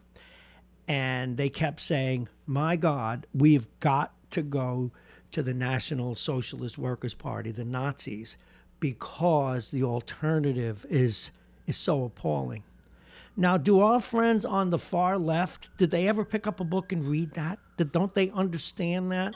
Because, say what you will about the National Socialist Workers' Party, they did put bread on the table. They did resurrect their country. And this is the argument I have with a lot of callers. Success should not be achieved at any cost. But we're losing that battle. We're losing the battle for the souls of people because, well, look at the economy. And it's like I want to bang my head again. But what I want to ask you to focus on, though, is the far left keeps overreaching in terrible ways. And the far left in this country is not like the far left was in Nazi Germany, because nobody's advocating the kind of communism and socialism that was in vogue back then. No, that's true. That's true, but it is as unacceptable. No borders. This thing that happened the other day here in New York, they wanted to put more cops on the subways and the MTA because it's so dangerous. and the far left was saying that's a racial thing to do. My God. Then people see that, well, I'm going to vote for Trump. I don't care because, in other words, if it's going to be lawless, if it's going to be an ignorance of the process, well, at least I'm going to go to the ignorant people that support me. I'm not. And that support law and order. Yes. So I'm saying is, if we don't take a look at the hard left, understand that element of society is an extreme minority. The far left. The far left exists in New York City, doesn't exist in Chicago, doesn't exist in Cincinnati, doesn't exist in St. Louis. It exists in California. It exists in California. Well, you're right, California, New York, but that's not the rest of the country. Well, but what about when Elizabeth Warren? What about when Elizabeth Warren says? Not that she has. I'm not quoting her directly, but there are people on the national campaign stump who say no borders. No citizenship. I hope so. I hope so. Yeah, she's not going to be the nominee. There's no way Elizabeth Warren's going to be the nominee. Matter of fact, she sent out a plea for money the other day because she's not raising any money. Bernie Sanders is raising money, but Bernie Sanders has a hardcore following in the Democratic Party, left over from when Hillary Clinton, stole that nomination, according to them. But you have the right wing that's dangerous because the right wing is interested in violent protection of their whiteness and religious nationalism, and that was not foreseen in the Constitution either. No, it wasn't. The Constitution respected religion, although that's a problem also. That's the other common thread emerging in the other show that I'm working on is this preservation of the race was a huge driver as Germany built up the SA and the SS and even put those racial requirements on members of the SS. They went back 6 generations to be sure that you had Aryan blood, that you had a narrow face, that you had narrow but not too narrow hips. It was sickening. Anyway, I digress. I want to look forward a little bit to the new year. 7:30, we're talking with Mike Edelman, political analyst. Where do you think this is all headed in 2020? Of course, we have an election. We have an impeachment. We have Democrats vying for the job. And now we have, which threw in another ripple, Mr. Biden saying he might even accept a Republican on the ticket. What was he drinking? Well, he wasn't really. If you read the rest of the statement, he said, but I don't see any Republicans that I can put on the ticket at this time because nobody's stepping up. That's what he said. What he was doing was sending a message of reaching across the aisle. Now, I'm willing to work with the other side. I'm even willing to put a moderate Republican on the ticket with me, but I don't see anybody doing the right thing. And, Biden is signaling that he doesn't want to be hyper-partisan. And that is and unlike the guy who's in the White House now, it's not all about the party, and it's not all about the base. It's about the people of the United States, and that Joe Biden is he's a calmer downer. He wants to make sure that we get back to being a little more civil than we've been under Donald Trump. And that's why he's going to get the nomination, and he'll put a Democrat on the ticket who's a moderate. Maybe Amy Klobuchar, female moderate, Midwest, maybe somebody else, but the left is going to have to, of the Democratic Party, is going to have to understand if they want to dislodge Donald Trump, they're going to have to support somebody like Joe Biden. Why do you think Donald Trump is going after Hunter Biden and Joe Biden? Oh, I understand that. They know he's good. They know he's going to beat him, and they want to try to, cut him off at the knees before he gets the nomination. They're not going to be able to do it. Okay, my phone remains filled with text. Do you stand by that, Mr. That he will resign rather than allow himself to be removed or voted out of office? Well, he's not going to be removed. The reason he's going to resign from office is that we are going to learn between now and the convention of so many more instances of abuse of power and criminality, his taxes, Deutsche Bank, the money he got from Russia. That's all going to come out. It's just a matter of time. And if you look forward and be patient, the man's going to say, you know what? I want to preserve my brand. I want a pardon. I want my kids to get pardoned. I'm going to leave, and he's going to blame you, Bob, because you're media. You're the media. Well, I mean, he's going to blame you, Trump haters. Is what he's going to blame. Yeah, All right, what that's else what he's can we? gonna do. What else can we look forward to in the new year? And have you taken any interest yet in local politics? Well, this is going to be, it's not a gubernatorial year in New York, so who's going to be running? Well, the reason I say this, Right? we have this woman, Ms. Rika, who now wants to run for DA against a sitting district attorney. Oh, Minnie? Yeah, that's not right. I gotta tell you something. The only reason she declared her candidacy was, these are her words, because she's a woman. That's not a reason to run for office. Nope. We had two women. We had Janet, we had Janine. Yeah. Right? So she's not breaking any ground here. Scarpino's doing a very good job. Yeah, I think he's a former FBI agent, former judge, former surrogate judge. There's absolutely no reason to primary him other than being an opportunist. I've heard she's a very talented woman, but she was in the media. And do you know all I see again? In her running, although I got a very prominent person, I'm not free to mention, very prominent person called me the other day and said she's the real deal and he supports her, but I can't go public with that yet. It was off the record. But right. The problem that I have is Janine Pirro, and to a lesser extent, the woman that followed her, has left being a careerist and an opportunist and a narcissistic wackadoodle, has left such a bad taste in my mouth that I think I've told you this before. If it were my dime, I would not allow any district attorney to run for office after that. That's it. That's the top of the game for you. You've been because all they want to do is make a name for themselves and get to a higher office, it seems, or a TV program. And innocent people go to jail and guilty people walk free because that's all they care about, or at least it seems.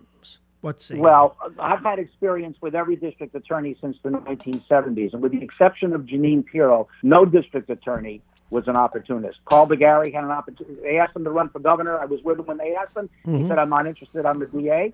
Janet DeFiore was asked to be chief judge. That's not exactly running for office because it's appointed, and she's running. She's running the court system. Janine Pirro, that's a different story. She always had her sights on higher office. And now she has her sights on ratings and money. Well, I don't know. She's been discredited in my view. Well, it's time to go. Listen, thank you very, very much for all your contributions to the program. I really appreciate it. And next time we'll talk about some more of those far left Bookers and Kamala Harris's, et cetera. Thank you so much. Happy New Year to you. My best to you and yours. Happy New Year, sir. All righty, we're going to move forward. We do expect to hear from Mike Duffy momentarily, and that ought to happen shortly. We do have to take another quick look at the weather, and the weather is brought to you exclusively by United Hebrew of New Rochelle, voted one of America's best rehabilitation and senior care campuses. It's right here in New Rochelle. Visit uhgc.com.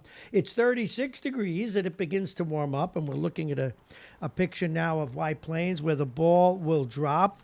Jake is in the house. We have stuff that we're going to make him wager on. Jake, I want you to prepare when you come on at 8 o'clock. By the way, I want you to meet my granddaughter. This is Mr. Schaefer, Jake Schaefer. This is Lindsay. We are going to get you, and we're even going to tell Padron that they sponsor it. They don't even have to pay us an extra dime. You are going to decide, yes, you are going to decide whether or not Eli Manning is coming back next year. And you are going to pick, I have a list of coaches, sir. You are going to pick which of the coaches will do the Giants. And we announced already earlier today that you're a McCarthy fan. But there's another guy who's odds-on favorite. Mickey, don't ruin it until you get on the air. You're worse than she is. What are you doing with your coat? What are you doing with your coat? I don't know. It was cold, and now I'm not cold anymore. You thought you were cold. Yeah. You thought you were cold. I don't know. All right. You know, Bithead. Do you want to go? Do you want me to give you some? Do you want to go get a hot tea or something or coffee over in the thing? All right. You don't know what it's been like, Jake. I've been insulted by this young woman all morning. All right, but Jake is going to take care of you in a minute. Jake's going to be put on the spot. Okay, we already said we do the weather, and I didn't do it. It's 36. It went up to 36. Partly sunny today. The temperature will be 46 degrees and wind out of the northwest, 10 to 20 miles an hour. Tonight, partly cloudy. The temperature will be 32 degrees. And let me see, who did I think I saw? I heard from before. I just got to check something. You'll pardon me. I know I interrupted the weather again. It's very unprofessional. Oh, no, it's Mike Duffy. I'm away. Oh, Mike Duffy's away. Good, because we have stuff to do. All righty, Wednesday, mostly sunny skies. The temperature will be 39 degrees. The wind will be out of the west, 10 to 20 miles an hour. That, of course, is New Year's. Now, tonight, if you're going down to New York for the ball, it's going to be about 32, but with the wind, it's going to be called dress carefully, dress well, dress warm, and get there early, or you're going to be way in the background. You won't ever see me at these ball droppings, although there's a more civil ball dropping here in White Plains. People are getting ready for that as well. Again, so tonight, one more time, partly cloudy, the temperature 32. The wind will be out of the west, 5 to 15 miles an hour. Tomorrow, mostly sunny skies. The temperature will be 39. The wind will be out of the west, 10 to 20. Thursday, mostly sunny skies. The high will be 44 degrees. And Friday, rain early, the remaining cloudy. The high will be 46 degrees. And the bottom of the hour is brought to you exclusively by United Hebrew of New Rochelle, voted one of America's best rehab and senior care campuses. Also, the law firm of Pena and Khan, Dominic's Fine Cigars, and Plug-in Virtual Reality. The phones are open, 222-3141, 222-3141. And I read the wrong text. It's Mike Duffy that can't be with us today.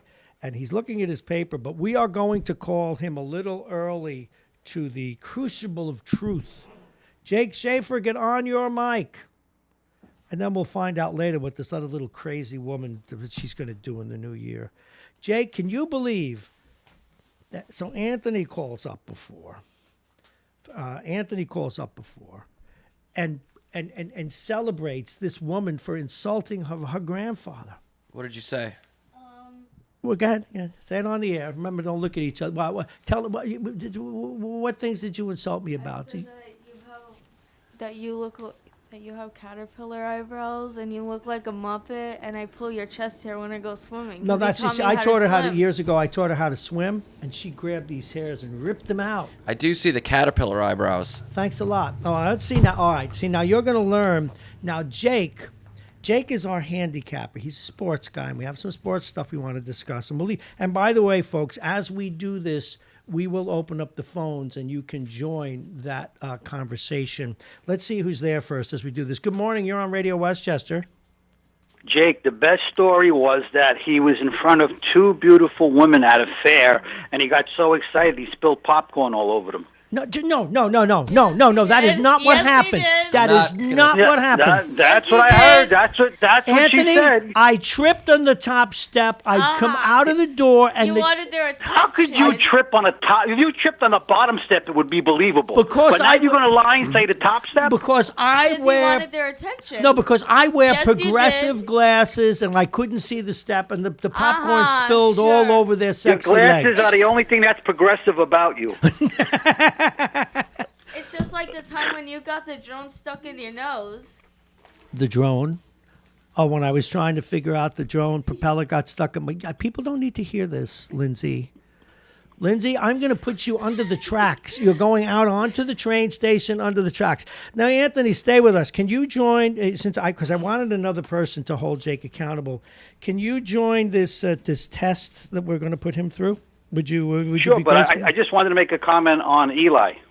Yes, please do. Whether he comes back or not, do you think that he's Hall of Fame? Okay, let's have that conversation right now. Jacobs? I vote yes. And? The 2 Super Bowl MVPs gets him in pretty easily, I think. Anthony, what I don't do you think I don't think so. I don't think those MVP. I think the 2 Super Bowls. One was a missed field goal. The other was the miraculous helmet catch. And both times it was because they had an outstanding defense.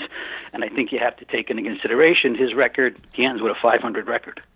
I do not disagree with you. I'm not the biggest Eli fan in the world, but I'm just looking at it, from afar. I think he gets in. He's a Manning that obviously his family has a lot of pull in the NFL. he will get into the Hall of Fame. Now the second question, and we can debate that again, further. I just want to go ahead, clarify. I go didn't ahead. say will he or won't he. Oh, I asked if you that's think he deserves to be. And there's a difference there because There is a I agree difference. with you. He will probably get in, but let's face it. If you judge him by his brother's stats, he's a wannabe. well. What do you think about Phillip Rivers then? Phillip Rivers could go either way, but I don't think Manning could go. Like I said, I agree with you. He's going to get in. I think For Rivers is all the the better reasons you said. quarterback. I think Rivers is. If Rivers was on the Giants team, Rivers might have had 3 or 4 Super Bowls. But I think I would But say here again, you're talking about the years they had a monstrous defense. Yeah, exactly. That's what I was saying. I think. No, I would not say that Eli Manning is a Hall of Fame quarterback, but I don't think Phillip Rivers is either. But I think Ben Roethlisberger is because those 3 are always put together. I do too. Just for his grittiness. Talk about playing with injuries, the motorcycle accident, the whole 9, and to play at that level with injuries. Absolutely, I agree with. Well, isn't it also true, though, that if he wasn't benched, he would not have missed a minute of any game so far, Eli Manning? Now, I think he's on the cusp. I think you're both right there. I think he may edge in, but if he does, it'll be at the bottom of the class. Again, he's a great player, but I think the Hall of Fame ought to be really for beyond the pale players. But Yeah, and this is no measure of the man because as the person goes, he's a great human being. And a great I'm not, quarterback. I don't want to make it sound like it's personal. I'm just judging him on the stats and his career. now, you a Giant fan or a Jet fan, Anthony? I was a Giants fan growing up, but currently I'm a Jets fan. Well, that may account for some of it. So you know. No, I felt he was Well, overrated. what do you think about the years Joe I was Namath? rooting for them? Joe Namath. Joe Namath, a Hall of Famer in your eyes? Absolutely, only because he started he turned the NFL on its head. Interesting. So impact. All righty. And but Anthony, stay there because we have another list of questions for our guru here. But will Eli be a Giant next year? No, he will not be a Giant. but will he what do you think about him going to the Colts? Who brought that Eli. up? Did it come up? Is it speculation? I'm bringing it up myself. The Colts No, need but a the question quarterback. is, do you think he'll try and come back, Anthony, or do you think he's done? Because first, let me ask you that. 75% sure he'll come It's back. more a question of how he wants to end his career. I think he should retire. That's just my opinion. But he's not. He's for what I've seen of him, I don't think he's an ego type of person. So I don't know if he really wants to come back.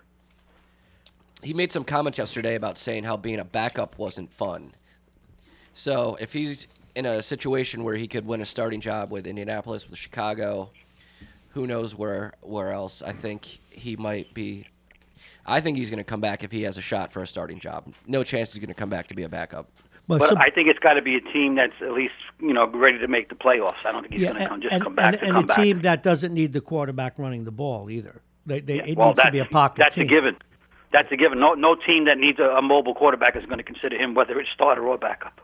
Well, the most important thing will be the defense, the team's defense, I think.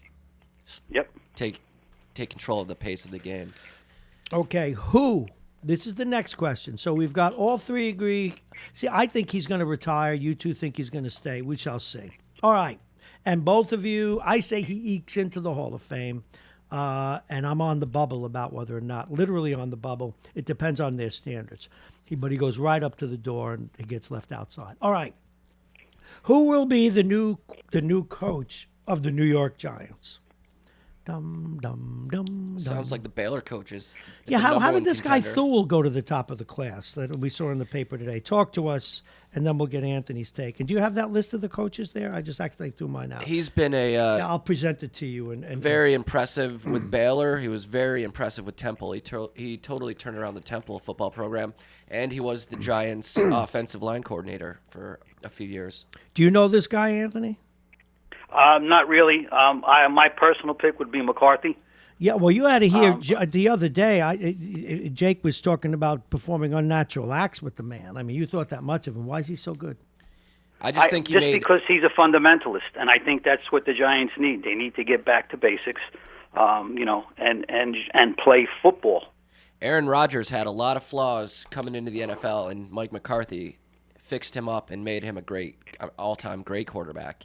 And the Giants are in the same situation where they need their young quarterback needs some fixing up. Now, they say, though, I'm looking here, that McCarthy and Rodgers had a lot of beefs, though. They had a lot of fights. Why would a And, quarter? and think about that. Yet he played for McCarthy, and McCarthy got the best out of him.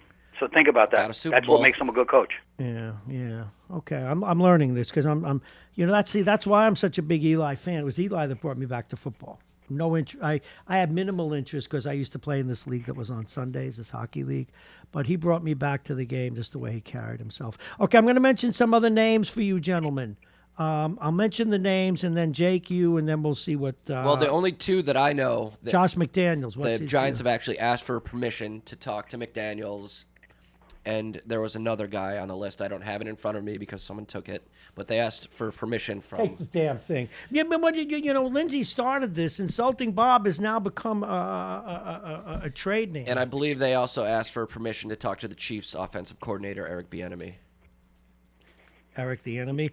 But this guy, Jim Harbaugh, I thought he was supposed to be a good coach. Michigan coach? Yeah, before he He's went on the to list. college. I didn't see that. He is on the list. He's authoritarian leadership, wears thin on pros. I thought pros liked that. I thought football players were pretty much robots with some human DNA. I think he's more of a college coach. He did a good job with the 49ers, though, when he was in the NFL.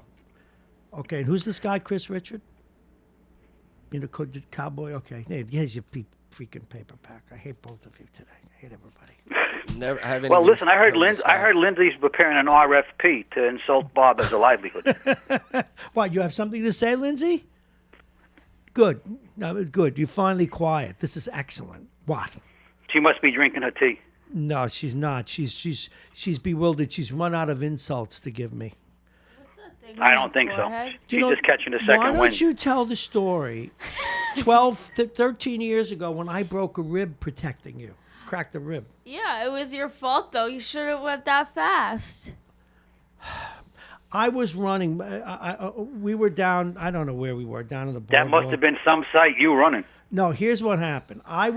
She and a brother. Lindsay, did it look more like a shuffle? Oh yeah, he did chase me in the yard a couple weeks ago. No, but let me finish. I did not. Now she's making up a story. No, here's what happened.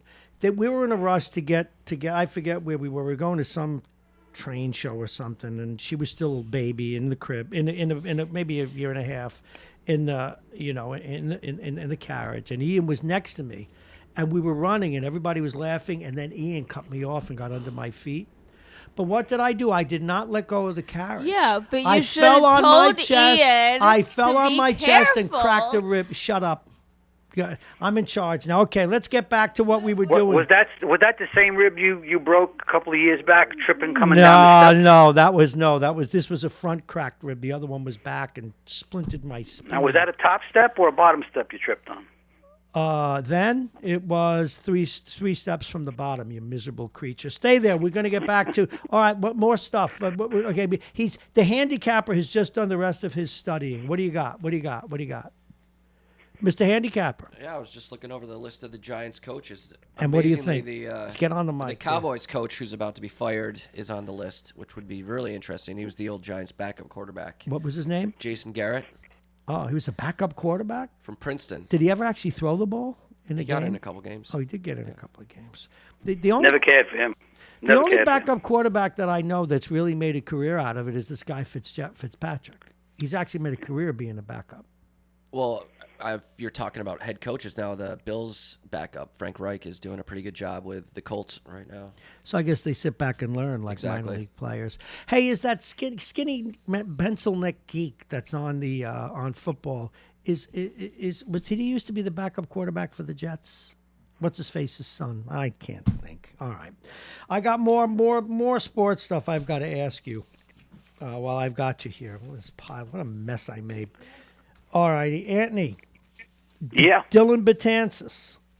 I brought him up yesterday. The papers have been very critical of the way the Yankees let him go. A, should they have been? B, how do you think he'll do with the Mets, or is it all about his health? And they had a Listen, pity. it was a big question mark at this point. I think the Yankees were worried about his health, and I think the Mets might have made a prejudgment, and hopefully they didn't bite themselves in the tuchus. Well, I don't know. I think he's worth the risk. But what about you? I agree. Ultimate boom or bust candidate, Bob. He could be great. He could. I don't think the Mets invested too much money into him by today's standards, though. Yeah, my dream is to become Aroldis Chapman and get $25 million to pitch one inning every 4 days. How do you get that job, man? Somebody tell me. Not being at the station by the train station. No, I would say not. All right, Anthony, thank you very much. We will talk to you again. And Anthony is now Lindsay's best friend, and she will pay for that. Let's take a look at his 7:53. We have stuff to do with Jake. And then at 8:20, we're going to talk with Vince and then Bob Cox with his 10 stories of the year. I've got some of these other stories, Jake, but you look lost in thought. What are you going to bring up to us here? Talk to me. No, I was actually looking at today's bowl games and tomorrow's bowl games. I know you could care less about college football. No, but other people do. So talk to us. Well, I'm excited for the Alabama-Michigan game. Why? Two huge programs. They were left out of the Final Four. They're not playing for the championship. Kind of had disappointing years. So it should be an exciting game. I hate them both. But you hate them. Who do you like? Who's your big? Bob Cox is still crying over Notre Dame having a lousy season. He's going to be depressed when he comes on later. But what do you say? Who do you like? I like Syracuse. They're terrible. So I like to root for the underdogs. I'm excited for Utah's playing Texas tonight, which is, David versus Goliath, but Utah is a 7-point favorite. So I'm going to watch that game tonight. You are going to watch that So I'll game. root for Utah against Texas. Now, do you ever do a wager on the college football? No, I don't know that much about college football. All right, so you don't. All right, that's what I wanted to ask. All right, a couple of other items that I had in sports before I let you go. Are you looking yet? Because Friday we get Jake's picks. Are you looking yet at, I guess you guys call it Wild Card Sunday? Yeah, it's the best weekend of the year for a football fan. How many games? 8? There will be 4 games, so you can watch every game. Every game will be on television. Every game will be a standalone game. Yeah, have you looked at the odds yet? Are they posting odds yet? Yeah, they're all pretty close, and these games are all going to be I wish I didn't have to pick them, but I'm not going to use real money, so just my reputation will be on the line. All right. I had something else I wanted to ask you about, but first I want to be sure we've exhausted sports and all that other good stuff before we move on. Can we move on to another topic? Sure. You've been a 15-year, and as we move into the new year and expand, we got a commitment for new shows, 2 commitments now. We're almost ready to go with our show about the emergence of the rise of anti-Semitism in Europe and the evolution of the Holocaust, blah, blah, blah. But I've started doing some research on comedians and humor, and you've never asked me, but I'll tell you, my favorite comedian, well, today it's probably Chris Rock, but there are others. My grandson has got me into this guy, Russell, the Indian comic. I forget his name, but I don't really follow comedians or comedy. Even though you did it for 15 years. Yeah, I don't like it. Don't ever watch it. But did you have anybody that, as you were getting ready to do it, that was an inspiration? I liked more of the broadcasters. I like David Letterman a lot. Guys with talk shows. Okay, which explains why. Not really the biggest Jerry Seinfeld fan. I would never. I've never watched the whole Seinfeld episode. And watch. I like the show, but I would never pay $100 to go watch him do stand-up comedy or watch Comedy Central, or it doesn't interest me at all. Okay. Well, do you prefer, in that vein, when you were doing it, did you write well and then execute, and was it observational humor or was it jokes with punchlines? Short essays that I could turn into punchlines. So it was really more like the spoken word. Yeah. So you had no real, like you said, Letterman. Who else was an inspiration for you to do that? I just like the idea of the broadcasters, guys that could come out and talk to a crowd, and I never claimed to be the funniest person, but if you could get a person's attention for 10 minutes, 20 minutes, then you're a lot of it's about storytelling. Exactly. That's why I liked, speaking of that, why I was such a fan of George Carlin. He didn't tell jokes with punchlines. He was a guy go out and hold an audience, and then became a deeply interesting social commentator. And I was doing some research about him, and he was very similar to the style that you've explained to us previously. He wrote everything before he delivered it.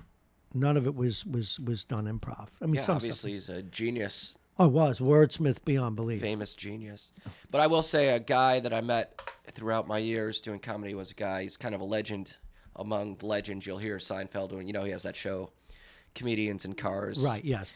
But you'll hear them sometimes mention him, knowing he's not famous to, those people out there. But his name's Al Lubell, and I actually got a chance to watch him and do shows with him a couple times. What's his thing? You just got to YouTube Al Lubell, and that's the best stand-up comedian I've ever seen. Al Lubell, I will do that. One of these people in the business that everybody knows is good, but doesn't become a household name. It's like certain session musicians. Yeah, exactly. What's the band? I think Ambrosia's the band that they took 7 of the best session musicians and put a band together. They make great music, but then there's this thing in music, and I've always felt bad about it. But again, this is what people in music write. If a band's too tight, they don't like it. They consider it ungenuine. And see, I like precision. Why is that? Was it because it's about structure? I didn't like the idea of structure going out and doing comedy. Like, I don't like the idea of structure right here and now. We could do whatever we want and kind of turn it, irreverence?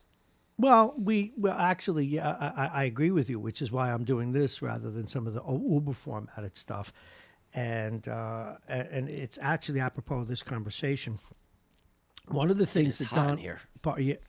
Well, my presence makes it hot. No. What, Lindsay? No, it doesn't. You just don't know any better. All right.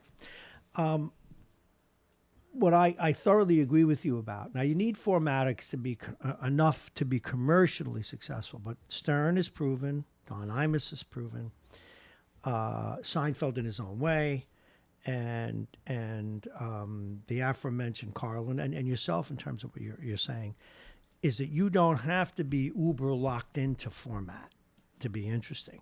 And one of the things we've even tried to do here, and that we'll continue to do, I don't think it's a crime to let people see behind the scenes at what you do, and whether it's some of the errors we make or technical issues, because then they're part of it, they're invested. And I think I don't know if you listen to Stern. I do, yeah. But in getting ready for this, I did a lot of listening to Stern. And his breaking with format when an issue was hot was brilliant, just brilliant.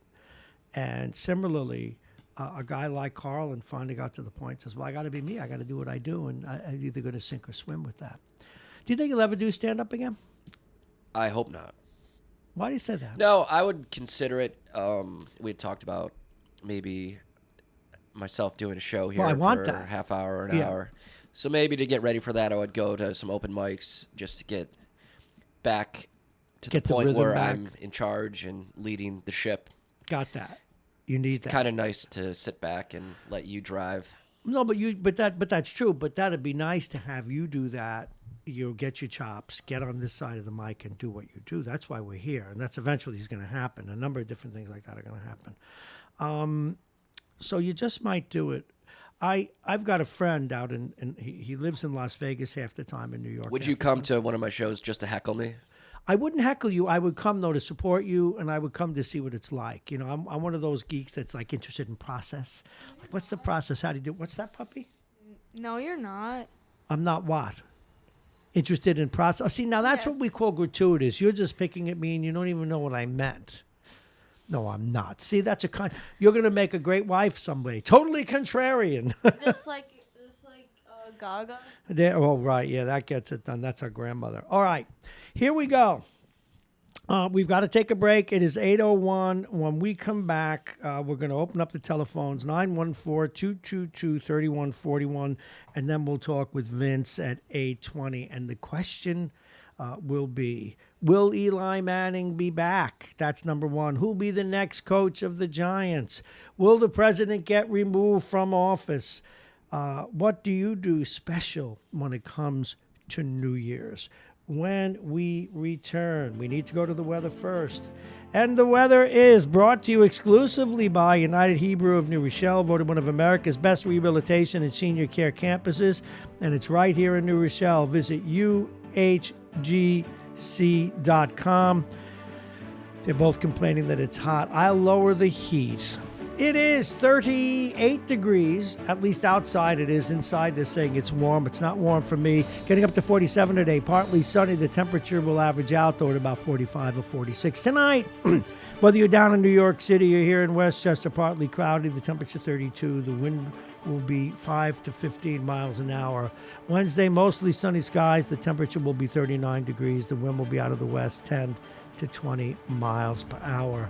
Thursday, mostly sunny skies. The high will be 44. The overnight low will be 36 degrees. And on Friday, rain early, then remaining cloudy. The high will be 46. The overnight low, 45 degrees. Saturday, cloudy with periods of rain. The wind will be 53 miles an hour.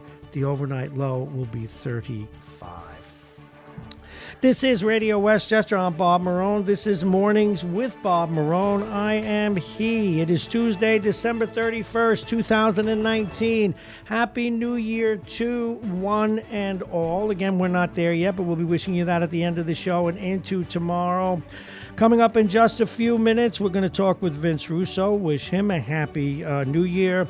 Bob Cox will join us at 8:35, and then we'll be joined by Jack Breslin before we get out here a little bit early. It won't be a full segment with Jack Breslin.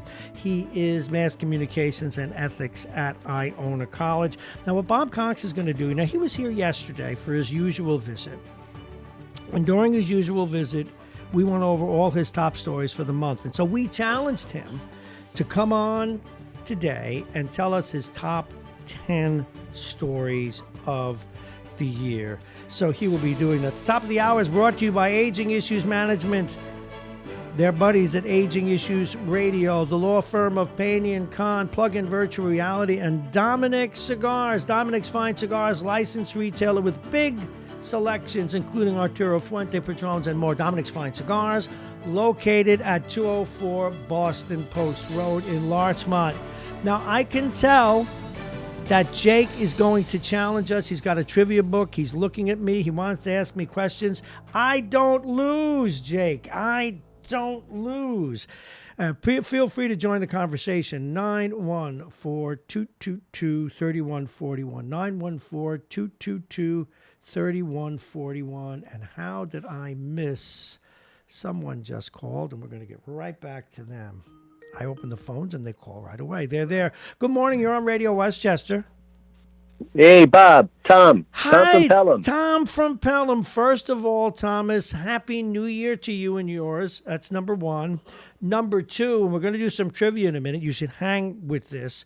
But number two, I really appreciate your support, your contributions, your commentary, and helping us in getting this wonderful enterprise of free speech off the ground. Thank you very, very much. Well, thank you, Bob. Thank you. And so anyway, first of all, what's on your mind? And then feel free to participate in any of these things we put out. Does Eli Manning come back? That's number one.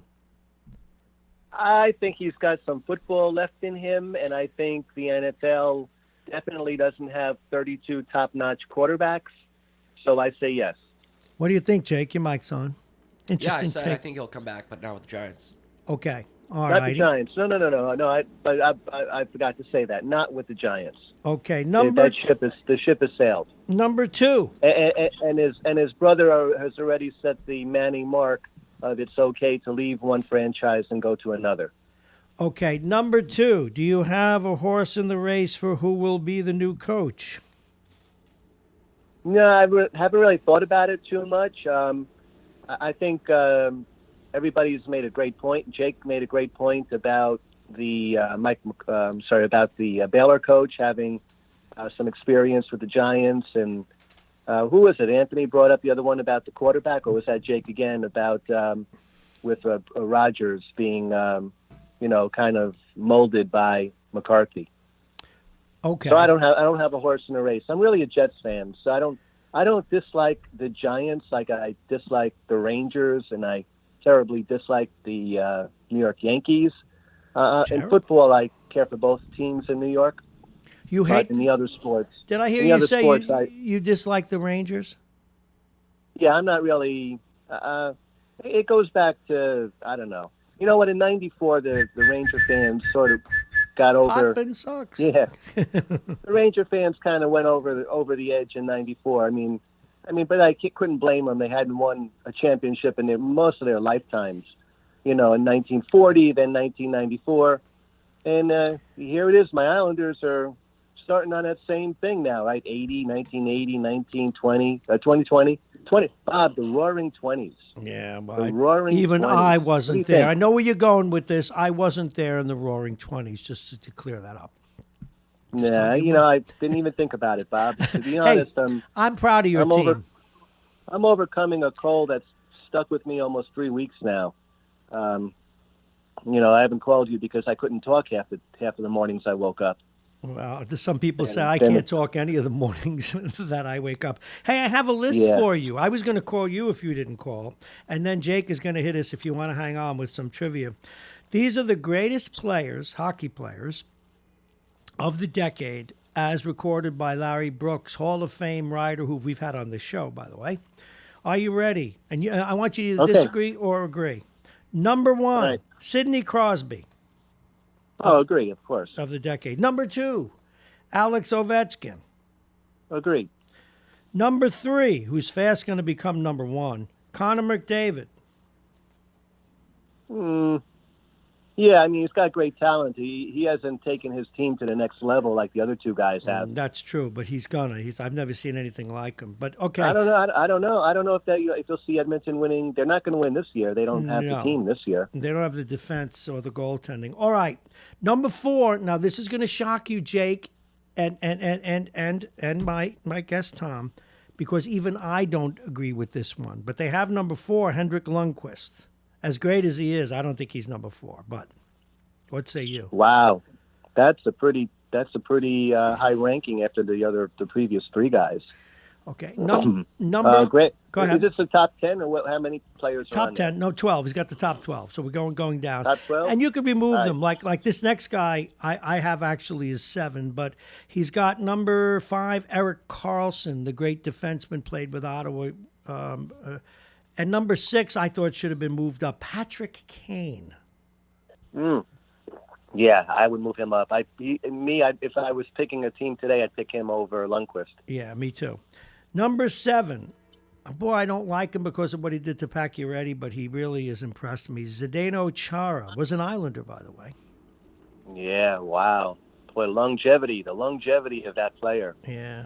Very consistent. Number I 8. agree with that one. Number 8, Duncan Keith. Great two-way defenseman for a long time, getting long in tooth now.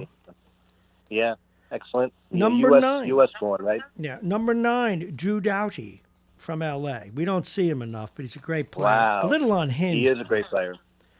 Number Yeah. 10, Evgeny Malkin. Oh, yeah. I'd have him up higher, by the way. Now, probably the best two-way player in the game since a guy by the name of Norm Ullman, Patrice Bergeron, number 11. Yeah. Dirty player. Oh, dirty. Patrice, you think he's dirty? I got to check Yeah, that. he's dirty. He's chippy. He's in the Sidney Crosby category in my book. Do you know who you're like with this one? And I think he's listening. Just because who's the guy on the guy? Anyway, I'll get to it. And number 12, and finally Steven Stamkos. Yeah, that's a good one. He hasn't delivered the promise land anyway. Number 20 on the Rangers. Why can't I remember his name? What's wrong with me? Oh yes, Kreider. See, once Chris Kreider slid into Patrick to Price on the Canadians about 5 years ago. And so now Vince has him down second only to Charlie Manson because of one incident. God. He's not that dirty. He's physically strong. Well, Kreider's not on the list. Why'd you bring him up? No, because Vince. But I brought him up because I think that may be your issue with Patrice Bergeron. Did he do something to an Islander you didn't like? No. I watch him play, and he plays with an edge, a little over the line, I think. Crosby is a cutie. He's always kicking out the legs when behind the net. Oh, Mr. Weiner? Yeah. He's a whiner, and he's dirty. He's really dirty. I don't really care for. I don't care for him as a player. Ethics wise. He should play for San Jose, up close to wine country. All right, let's see what Jake. You've been preparing stuff for me, and we're ready. And we're going to ask. We're going to ask Tom to participate in this. But Tom, I get to answer first, so I could look like an idiot. But Well, Tom, I don't know if you're. Go Go ahead. I don't want to take that from. I don't want. That's all yours. You can go first. and if Lindsay, if you know the answer to any of these, raise your hand and we'll put your mic on. Go ahead. Tom, I don't know if you listened yesterday, but I gave Bob some campaign slogans from past winning campaigns, and Bob was pitiful. Would this be something in your wheelhouse, or do you just want me to give Bob some? Oh, I'm into politics, but all right, I'll give you a couple that Bob whiffed on yesterday. Bob whiffed on. See, insults right away. All right, happy days are here again. I bet you don't even remember this one, Bob.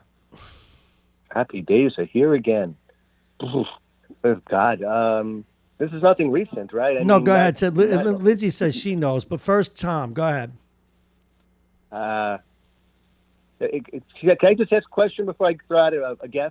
Sure. Was it a winning? Yes, these are all campaign slogans from Man, presidents. I didn't ask for any. Oh, somebody that won. Yes. Okay. Now let's go with I don't know. LBJ. FDR. All right, what were you going to say, Lindsay? Why did you wear that sweater? What the hell does this have to do with the trivia? This is a good sweater. All right, next. All right, here's one for Bob. Make America great again. That's not even funny. Everybody just be quiet, all right? Did I tell you what her vicious brother did to me? But Tom, did you hear about this? What? I've been listening for a while. I don't know. What is it now? Oh, you're going to love it.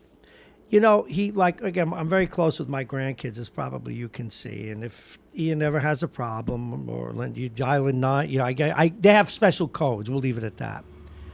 And so Ian contacted me last week, about 10 days ago, with the implication it was very important. So I always get back right away. And he told me to press a button. You got to press this link now, please. So I did. Next day, I got a letter from Donald Trump thanking him for joining his campaign. Oh.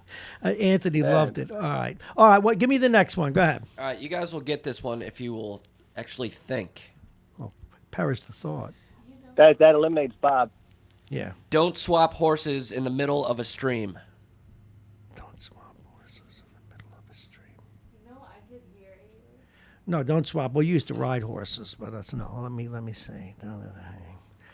Don't swap. I know this line, and it wasn't that far old. Don't swap horses in the middle of a stream.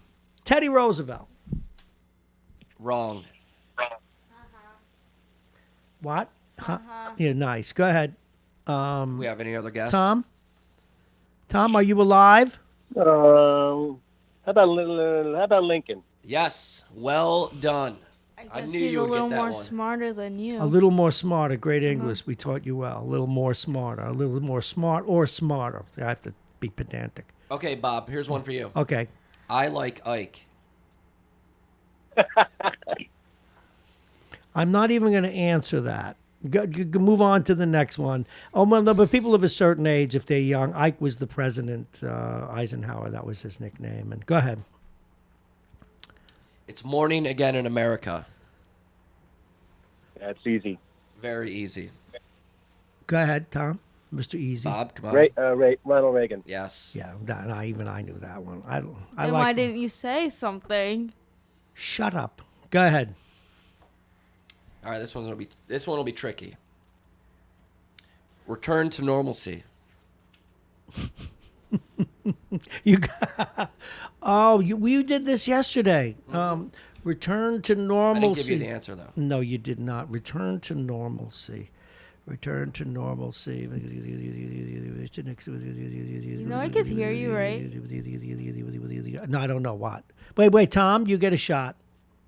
I actually happen to know that because I was reading up, we're going into the Roaring '20s, so that goes back to the 1920s and Warren Harding.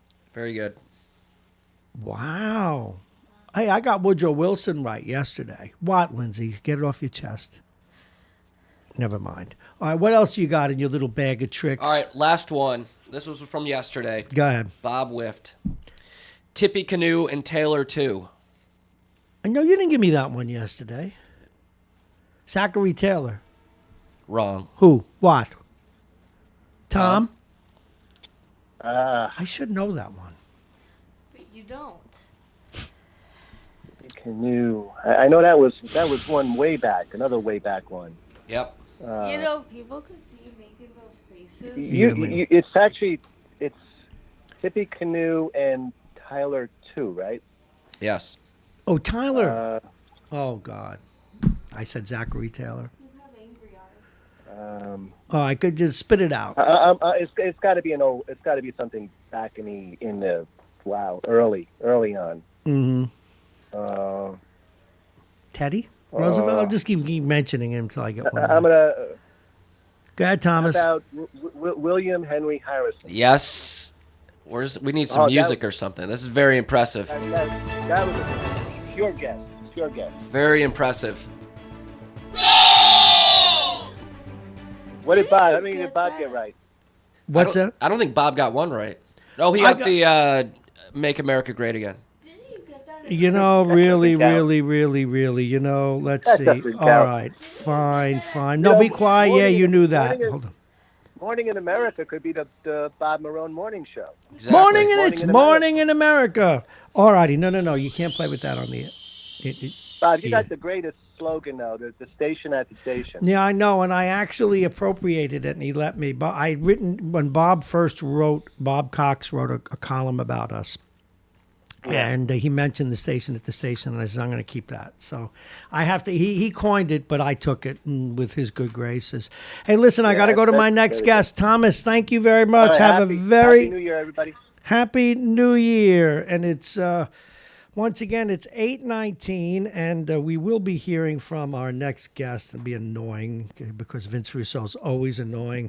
It is 36 degrees. It's getting up to 47 today, and we go to our next guest. And then remember, though, at 8:35, Bob Cox will be chiming in. Oh, we forgot something.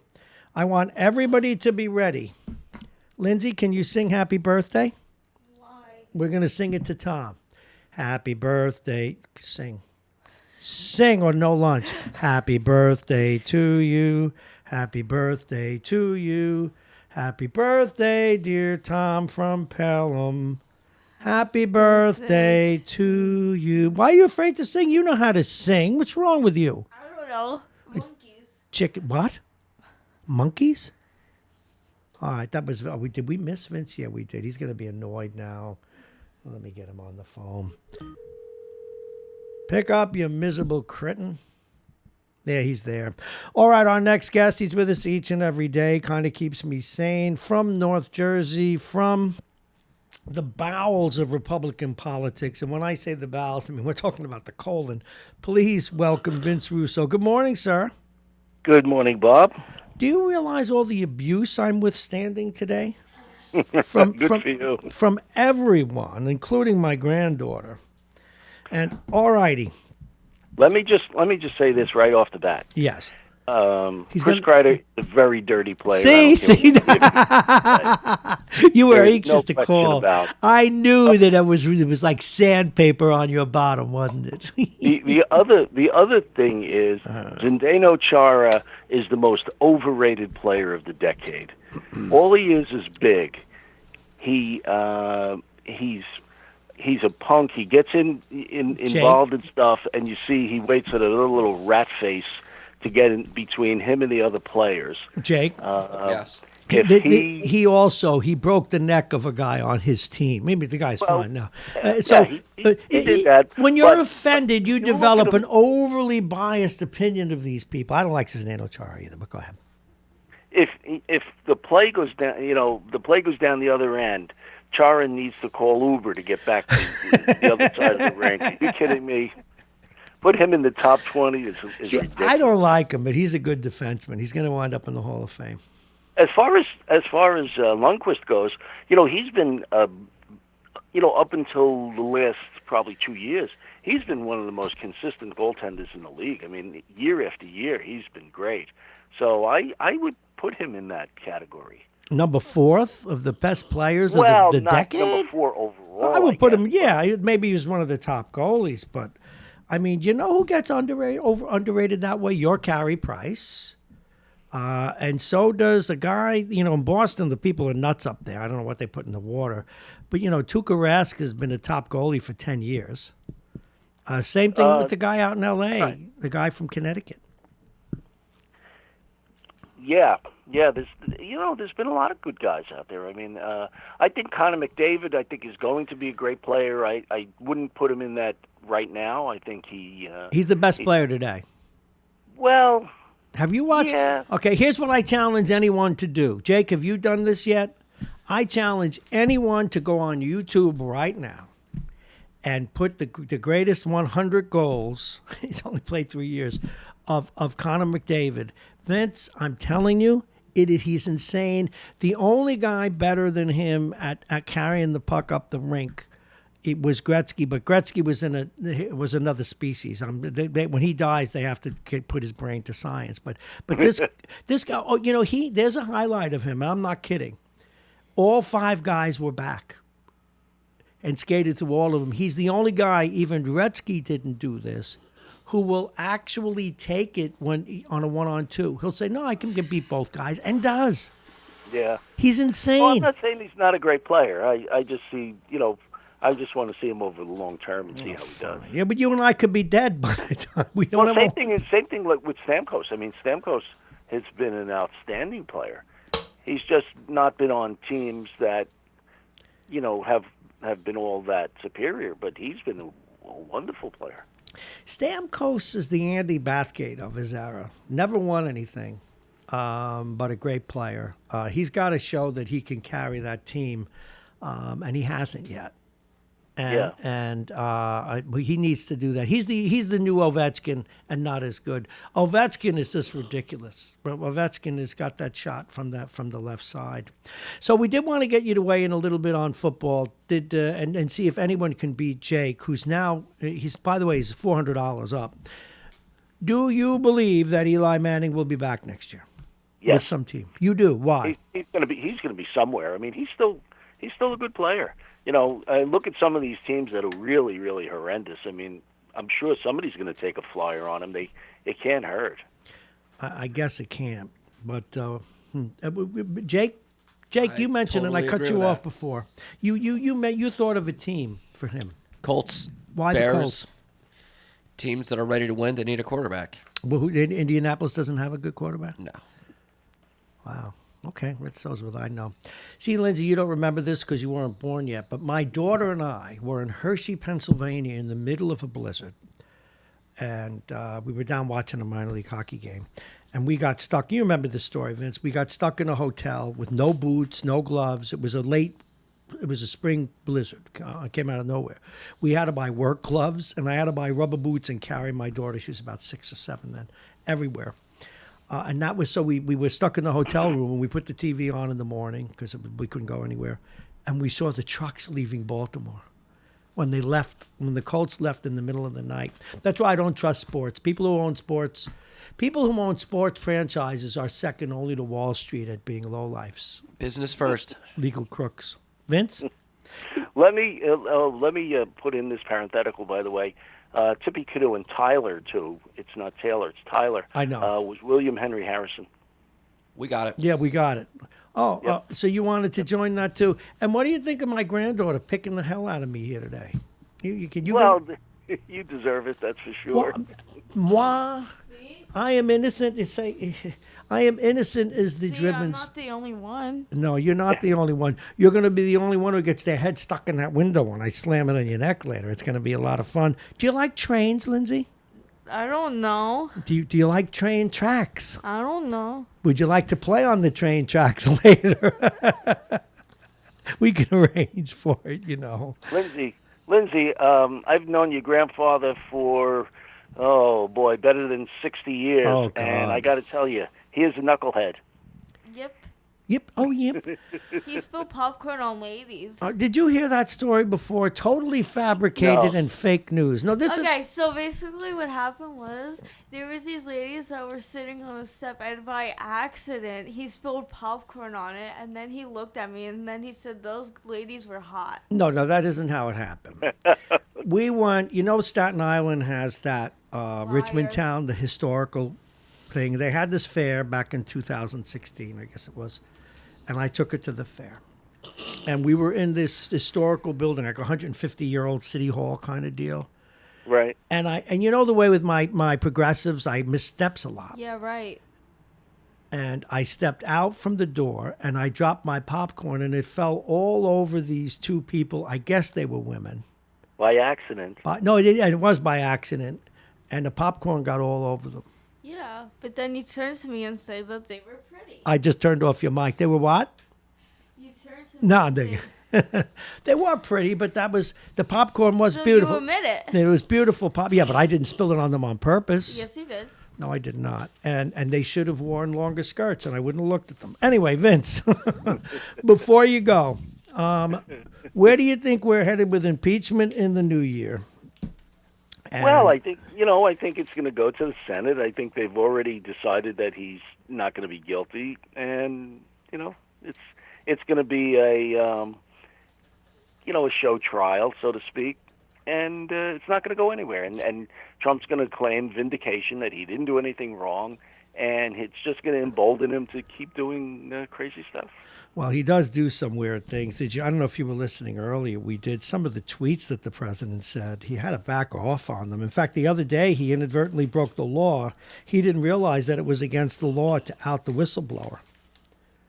So he had to, whoops, he had to take his tweet down. I don't know. Do you think he'll get reelected? Yes. Okay, you do. You will. I think you will. Now, you travel in crazy as it sounds. You I travel think in Republican circles. They're certain, aren't they? Well, yeah. I mean, all of the people that I know and work with all think he's doing a great job, and that he's being vilified for no reason, et cetera, et cetera. So now I got to ask you a tough question, and hopefully none of your colleagues are listening.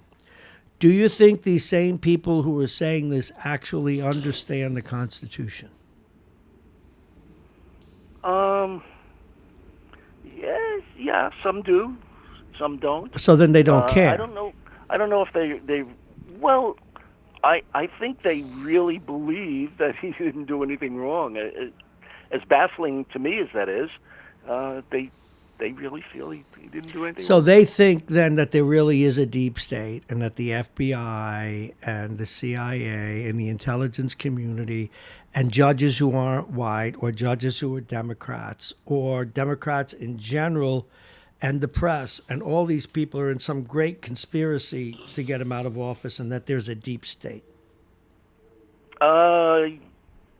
All of the above. Okay. I guess so. He also tweeted the other day, he forwarded a tweet about the, now I know you hate Hillary Clinton, so this is a fair question.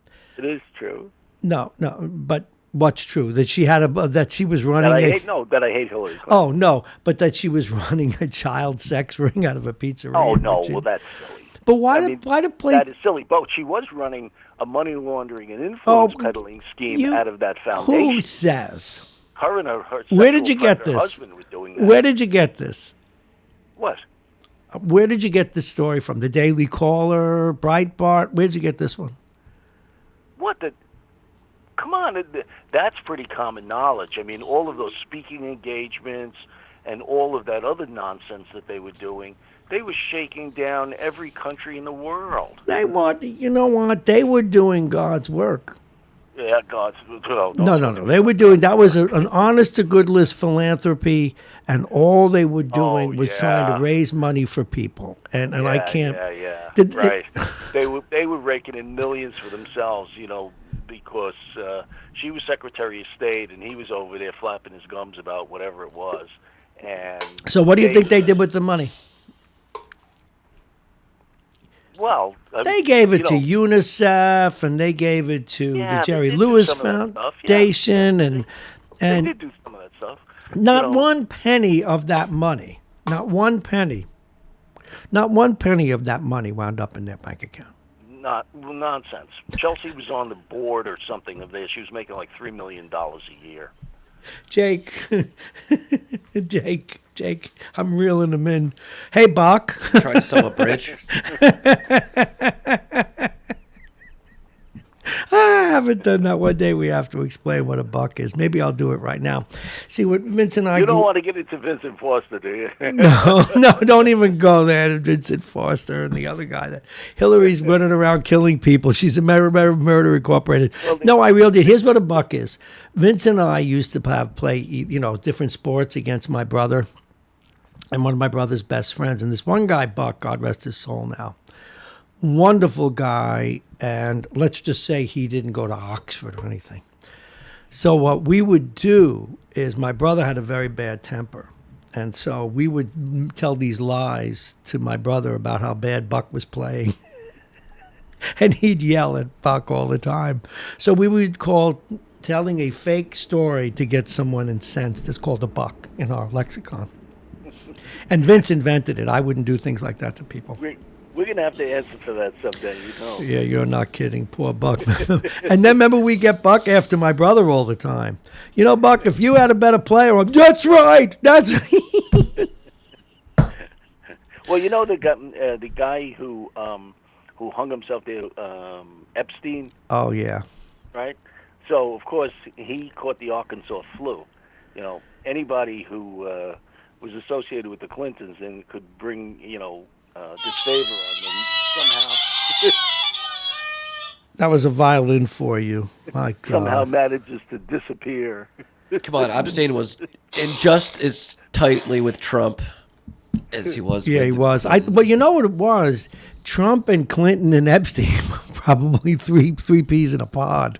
Oh, yeah. All right, listen, I got to go to my next guest. Vin, we will be talking with you off air, but the very best to you and yours for the New Year's. We'll talk to you later. Thank you very much. Vince Russo, everybody.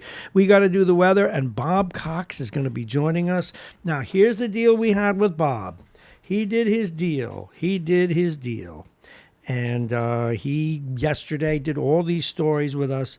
And we said, all right, Robert, but now it's your turn. Now you have to come on and whittle that down to your top 10. And we're anxious to see that. So here's his top 10 coming up by Bob Cox. He's going to call in on those stories. And he even sent us an early copy of that. So stay right there. We're going to share the weather with you one more time. It is 36, Lindsay. Brrr. Actually, it's not that cold. It's 36, getting up to 47.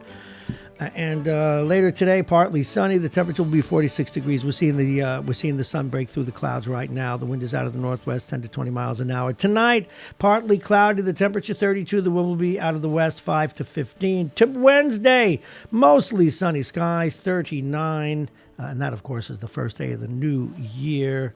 What did I read that right? Yes. And Thursday, mostly sunny skies. The high will be 44. The overnight low, 36. And, of course, the weather is brought to you exclusively by United Hebrew of New Rochelle, voted one of America's best rehabilitation and senior care campuses, and it's right here in New Rochelle.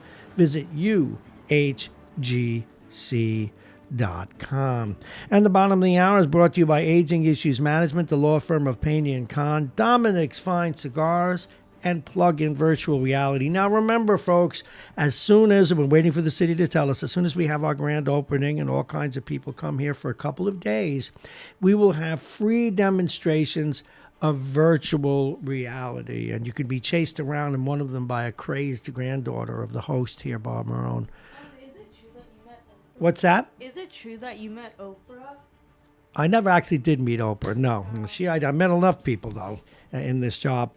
All righty, that's what we're up to, and we're waiting for Bob Cox. He should be calling in momentarily. Or did I actually miss his call? I might have. Did it 8:34? No, that's Vince. He should be calling in momentarily. Sometimes they forget, but Bob's not the type to forget.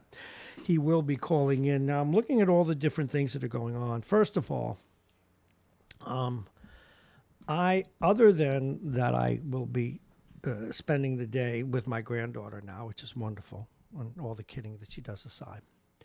I'm not a big New Year's person. Never have been. New Year's, the 4th of July, and St. Patrick's Day to me are days for people to live dangerously and an excuse to act like idiots sometimes. But it is an important day in terms of yet marking another year. And all of us, none of us gets out of here alive. So when you look back at the year, please, though, look forward and just see if you can bring a little joy to someone else's life or your own life. You only get one kick of the can. And, you know, I've talked with a lot of people in recent days, last 10, 15 days, about the movie The Irishman. And a lot of people missed the point because they expected another gangster movie. And it sort of was. But really, embedded in that entire movie is at the end of the movie, all of these men, and they were mostly men, and the women and their wives and their daughter and all of them, they were gone. And all of us will go the same way. You get to live once. And I'm not trying to wax too schmaltzy here. But, you know, 40 years from now, no one will ever remember I did the radio or you did what you did other than your family and your friends. And then even that will move on. And someone will talk about you as an ancestor who once worked for the city of Kinnelon or worked here in New Rochelle or was a small town mayor in this or that town or was a good writer. But at the end of the day, this is all we got, barring an afterlife. And that's all up to you to consider whether or not you have it. So the only thing I would say to you is have a healthy and happy new year. Try and enjoy the time. You will have good times mostly, some bad times. But try and, if you can, just put a smile on somebody's face or bring a little bit of joy. Or try and enjoy your time on the planet. It all will have been worth it. This is Radio Westchester. I'm Bob Marrone. I think we're going to have to call Mr. Cox. It's not like him to miss a hit. So let me get him on the phone. E-I-E-I-O. And we have a system here that I could use. Pardon, honey? You know that's Old MacDonald on the farm? Yeah, I know. Yeah, so why were you singing that one? I was adding other words to it. Can I add other words? You sing Old MacDonald Has a Farm. You even have a pet elephant. His name is Travis. Why don't you tell people about Travis? Go ahead. I dare you. Tell me all about Travis. Go ahead. I dare you to tell people about Travis. Travis is a cute little elephant. But he's dangerous, though. Why is he dangerous? Be careful about what you say. This is a family show. He has a brother named Alfonso. And, you know, that makes sense because he's an elephant. He has a brother named Alfonso. How long have you had this pet? For nine years. Okay, for 9 years. I believe it, since you were tiny. All righty, we're ringing the phone now. We're trying to get Bob. He may be working on a story himself. So let's see. Okay, no answer. He may answer. Oh, well, we're going to see what happened. We're going to put some music on the air, and then I'm going to talk with my crazy granddaughter. You're listening to Radio Westchester on this special New Year's Eve show. We just got a text from Tom thanking us. We remembered his birthday. And Tom, yes, we did, but you could thank fellow caller Anthony Galetta for having accomplished that. We're going to try one more time, and then we're going to play a little music and see if we can't get him otherwise. This is Radio Westchester. We'll be right back.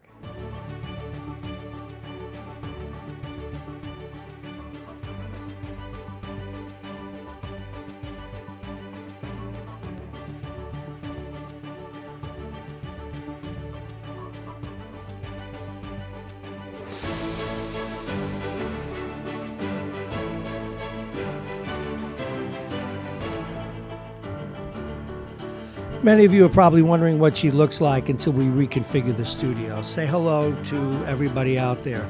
Robert? Are you going to be calling in?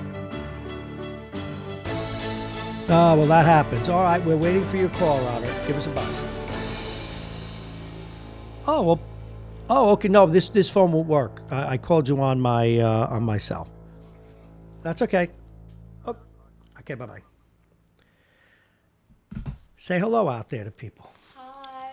This is my granddaughter, Lindsay, who has been bugging us. You heard we call Bob Cox. This happens every once in a while. People get very busy, particularly newsmen, but we've reached out to him. And again, one of our things we do, now this goes against the grain because some people feel that you shouldn't show the stage management.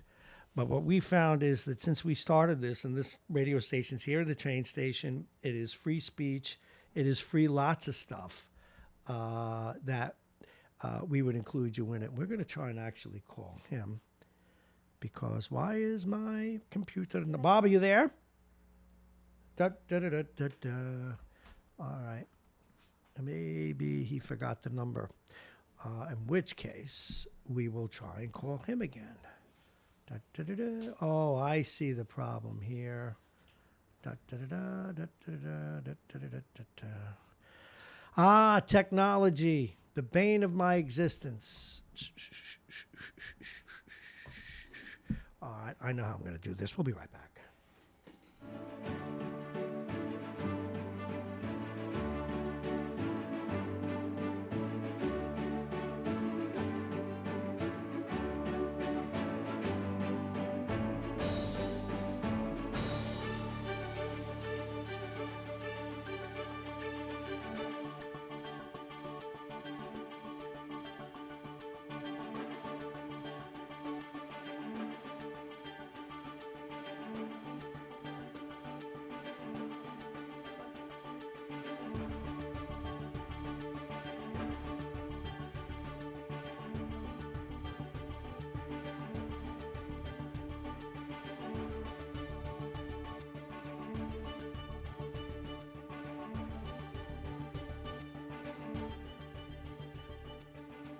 All righty, it is 8:44, and through the miracle of technology, we have reestablished contact with the aforementioned Robert Cox, Bob Cox. Bob is the managing editor and the publisher of Talk of the Sound, considered the source, and Bob, as we say often, one of the people who we had in mind when we created this radio station in our pursuit of free speech and pursuit of more assertive and more complete and aggressive local radio and news. Now, yesterday, Bob spent a good deal of time with us. He spends an hour with us every week, and we go over the stories that he's working on. And yesterday, he gave us a review of all of his top stories, month by month. So we said, Bob, come back to us with the top 10. And so, as we end the year, Bob being our first news guest on this program, we'll do some stuff at 10 o'clock, but basically Bob Cox is now going to give you his top 10 stories. And again, he doesn't take compliments well, so we'll say it now before we put on his mic. Bob, thank you for your contributions to the program. We really appreciate what you do. You've given us what we thought you would. It is a pleasure to have you on the program. I wish you and your family the very best. Please welcome Bob Cox. Good morning, Robert. Good morning, Bob. Can you hear me okay? Yeah, perfect signal. Your top 10. We're ready. I mean, I could look on my phone. You sent them to me, but your top 10. What was your number one story in 2019? Wow, there's a countdown, so you're going to have to hear number 10 first. That's the way I like it. That's right. I'm sorry. Yes, you did tell me you do it in countdown style. Number 10. Yeah, and I'm sure I'll offend some people with some of these choices, but, you got to pick. So go ahead. Number 10, I went with the New Rochelle High School football team winning the state championship. That was very exciting, especially in the context of losing their coach, which is a little further up the list. So that's my number 10. Number 9 was the tree falling and crushing a girl on Halloween. Not only was that a terrible story that shocked a lot of people, but it also, exposed some problems with the whole forestry program and our dealings with Con Ed. So there's sort of a bigger story behind that. Sort of the end of an era politically in New Rochelle. Lou Trangucci and his brother-in-law, Peter Parente, through what I'd call self-inflicted wounds, ended the year out of the public sphere for the first time in many years. officially lose. Trangucci's last day is today, but the two of them had a lot of problems this year, and which we don't have time to get into. But I think it's needless to say you won't be seeing much of them on the public stage in the near future. Number 7. 2008, of course, we had a lot of school violence. Everybody in the area knows about that. It was widely covered, but we had sort of the resolution of a lot of that in 2019. So that was the sentencing that went forward. A number of these kids that were involved ended up in jail, some less, some more. But those cases all came to resolution. One of your favorite topics, the Westchester County sales tax increase. Your favorite guest, George Latimer, likes to call it a 1% increase. We like to use things like mathematics to establish that it's actually 14%. And if you really want to get technical, and I pointed this out in my article, actually the sales and use tax rate for the county went from 3 to 4%, right? It's a part of the overall sales tax. So 3% to 4%, Bob, even you can do that math, right? I don't know. Even I could. An increase of about 33%. So call it 14% or 33%. Just don't call it 1%. And that is number 6. Before we get to number 5, you've heard the first bunch of them. We are now hearing from Bob Cox, managing editor, publisher, Talk of the Sound, considered the source since 2008. His countdown to his top story, his top 10 stories, of course, of 2018 as we wind up the year. Number 5, Mr. Cox. Well, we had city council elections. So the mayor got reelected. Not Shocker. really news. You had the departure, which will be official, at midnight tonight, of Barry Frutel and Jared Rice, both retired. And as you know, Jared was named judge by the mayor. But perhaps the most significant part of the election was, for the first time, you've got a majority of women on the New Rochelle City Council. There's 4. So the mayor will certainly have his hands full. Well, should be interesting to see how that goes. Although 2 people on the city council border on being mutes, I don't know what they think or what they feel. So maybe they'll come out of their hovels for this coming year to find out what some of them actually sound like. That'll be interesting. Number 4. Number 4 is sort of a general. There were so many. I just put it under the heading of school board dysfunction. So, that gets into the Apex investigation and issues with Jeffrey Hasty's phone bills and just sort of the general mess of things. There's just too many to mention. I used a code word, CF, which if you read Jim Bouton's book, love the book. You know what I mean. Go look it up. So now we're getting to the top 3. And I want to be clear, it was sort of a combination of Bob, one of the things I've learned how to do is use code words. It has to do with a cluster buck, but go ahead. I'll leave that to you. Thank you. I think it was the manager who used that term all the time. Yes, he did. On the team that he was on. But I've never read Ball 4. Jim Bouton died this year. Definitely. You've never read it? Someone who does what you owe it to yourself to read that book and then the follow-up. I hope you didn't take. I'm glad you didn't take it personally. Great book, although it's almost dated now. I probably read it a dozen times. But, okay, great. So anyway, just to be clear, top story was kind of subjective, obviously, but it had to do with both the impact on the community, how much attention it got here, but also how much attention it got outside of New Rochelle and the Sound Shore area. So if it got picked up in the regional media, the New York metro area, or even nationally, that kind of bumped it up. So top 3 now. So that would be suspension and resignation of the head football coach, Lou DiRienzo, Coach D. The kind of ties to the football team winning because they did all that winning to get to the state championship without their coach. So there's number 3. Number 2 is actually something that began in 2018 but ramped up in 2019, which has become, I think, really more top of mind with what happened up in Muncie and some of the other incidents, which is we now have a total of 20 swastikas that have been found in our schools in New Rochelle. And quite frankly, not much being done about it. No one's been caught. I don't think anyone's going to get caught, and it doesn't seem to be slowing down. So certainly a big concern for everybody in this community. And number one. Hold on, Bob. Number one, the number one story, as identified. Wait, by the editor-in-chief of Talk of the Sound, considered the source since 2008, Bob Cox, and that one is. Go ahead, Robert. Yeah, and for only being here for half a year, it's impressive. But there wasn't really any competition. It was the hiring of Dr. Laura Fahey as the new Rochelle school superintendent. She's by far the most controversial hire in the history of the school district. Really, the most controversial in the history of the public sector. Nobody even comes close with her $90 million reverse discrimination lawsuit. She's got complaints to the state ed commissioner, a lawsuit. The teachers union has called for a resignation, and that was, really before the thing with Coach D, which just, lit it on fire. So, something that's going to play out over the next couple of years. She has a 4-year contract, but certainly a tough year for the school district, and this situation has not really helped.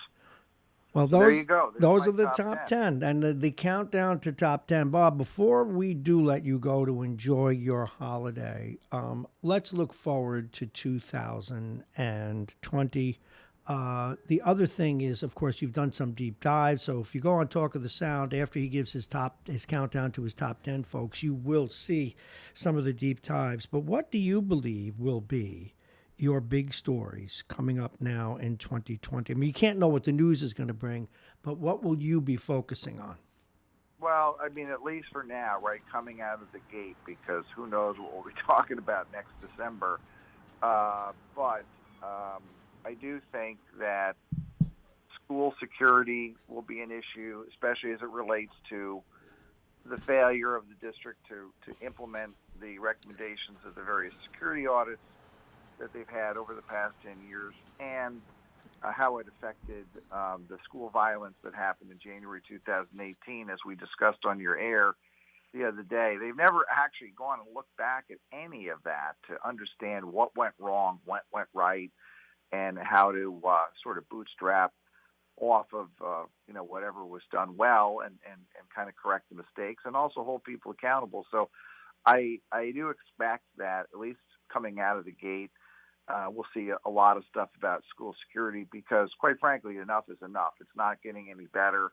It ties to the swastika issues. We've had, a teacher at the high school, sexually abusing a girl. We've had issues with fire alarm pulls. And it's all really ties down to the fact that the school security system is not working. So I expect that'll be a big deal. Like you mentioned, I think having the 4 women on the city council will be interesting and be a bit of a story. See how that plays out. So those are probably the 2 main focuses, at least so far. It's a bit of a retrospective. You started this back in 2008. You've covered a lot of tough stories, and full disclosure, if you will, from my point of view, you've been threatened, you've been ridiculed, you've been embraced by some, then disembraced, if that's the proper word, and re-embraced again. The real true lot of a journalist who digs up corruption. Is it everything you thought it would be? What has been the most satisfying about what you do? And again, our mass common ethics, our journalism professor, if you will, is in the house listening to your answer. What has been the best? What has been the worst of what you've had to do in the last decade plus? Well, I would say first and foremost, the idea that I would be doing this in 2020, which we're about to reach, never occurred to me in 2008. So I'll be perfectly honest. I didn't really expect to be doing this that long. I mean, what I found is that corruption in this area is sort of the gift that keeps on giving. Every time I want to step away, something pulls me back in again, if I can quote Al Pacino in The Godfather. So I've definitely had that. I would say that the thing that's made me feel the best is where I played a direct role through my reporting in bad people going to jail. And the number one on that list is the guy Jose Martinez, who was raping boys in his office at Isaac Young. And my reporting, was directly involved in that. I was contacted by the police detectives on the case, and I'm very happy that the guy is no longer working in school, so that was good.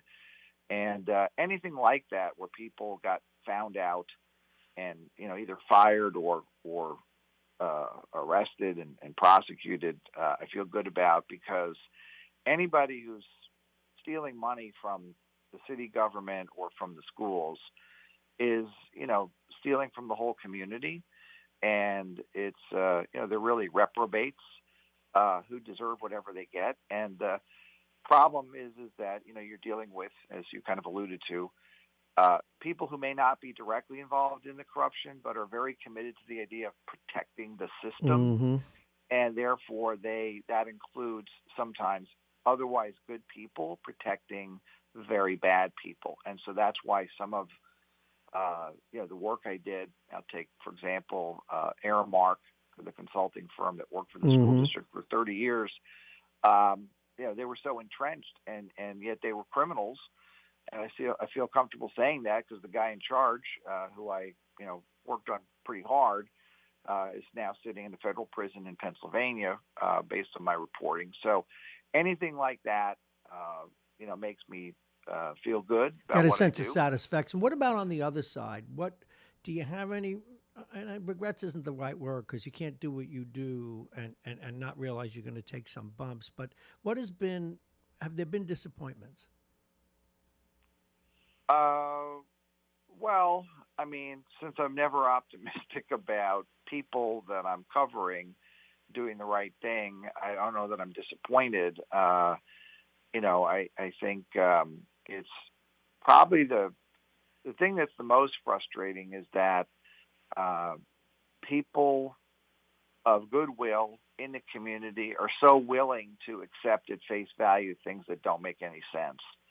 And so it makes my job that much more difficult. You talked about sort of being ridiculed or harassed or whatever.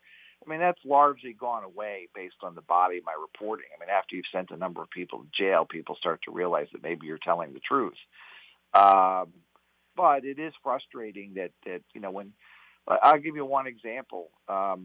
When the ceiling collapsed at the Webster Elementary School, only by the grace of God did that happen in the middle of August. If it had happened 2 weeks sooner, 2 weeks later, students would have been in that building, in that classroom, and certainly killed. Several tons of debris fell down in the classroom. You would think, right, that kind of a thing, right, would cause this huge backlash and a real demand for accountability. It didn't. A handful of people showed up at a few board meetings, and then it was basically swept under the rug.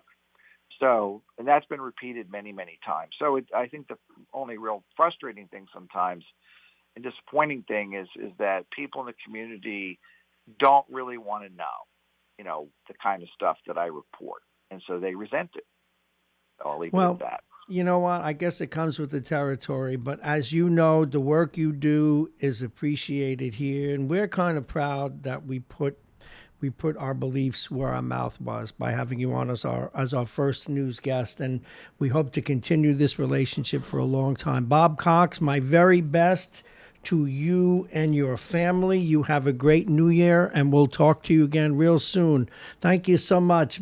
Bob Cox, everybody. Please, by the way, I almost wrote, I got a note from, this is great. You got to love technology from miles away. Folks, you can get New Year's, new rates, beginning of decade advertising rates. Call our office at 914-727-2726. That's 914-727-2726. Again, as we get into the new year, and again, we've got some more shows this week, We're going to be adding some shows. We will be adding Time to Talk with Jen Graziano, a regular hit on Aging Issues Radio. Our show about the evolution of the Holocaust is ready. Our other show, we're just waiting for one guest to confirm, podhockey.com, where we already have thousands of people teed up to listen to that. That is already in the offing. Another show, which is just about ready as well, is we're going to be doing a show about crime, believe it or not, but mostly about underworld crime, about the mob. So an awful lot coming up in the new year, including our signage. The city's getting ready with the signage. We're getting ready with getting our speakers outside and being able to list our sponsors on the outside of this building, something that many people have worked very hard on. Jake Schaefer, Sarah Caldwell, of course, and many others who will be joining the staff. So we are going to check in with the weather and just a quick acknowledgement to our sponsors. And then another one of our regular guests who graces us each week. He's already in the house. In fact, he gets a chance to meet my granddaughter if he dares.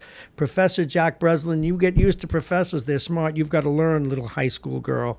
This is my granddaughter, and she is... and say hello to the professor, by the way. Lindsay Massaro. Say hi. You can look at him. Say hello, Professor. All righty. We'll be back right after the weather. This is the one, the only Radio Westchester. And as we said, where am I? Opening the show. We're going to come back with opening show music for the top of the hour because this is a long-form interview. And in long forms, we do a little bit differently. Welcome once again. This is the 9 o'clock hour of Radio Westchester. This is Mornings with Bob Marrone. I am Bob Marrone, and it is, of course, New Year's Eve, Tuesday, December 31st, 2019. It's 38 degrees now, on its way to 46 or 47. It's going to average about 45, 46 throughout the day. Tonight, partly cloudy. The temperature will be 42. The wind out of the west-southwest, 5 to 15. Tomorrow, for the actual new day of the year, mostly sunny skies, the temperature 39. On Thursday, mostly sunny skies, the high will be 44 degrees, the overnight low will be 36. And on Friday, rain early, then remaining cloudy, the high will be 46.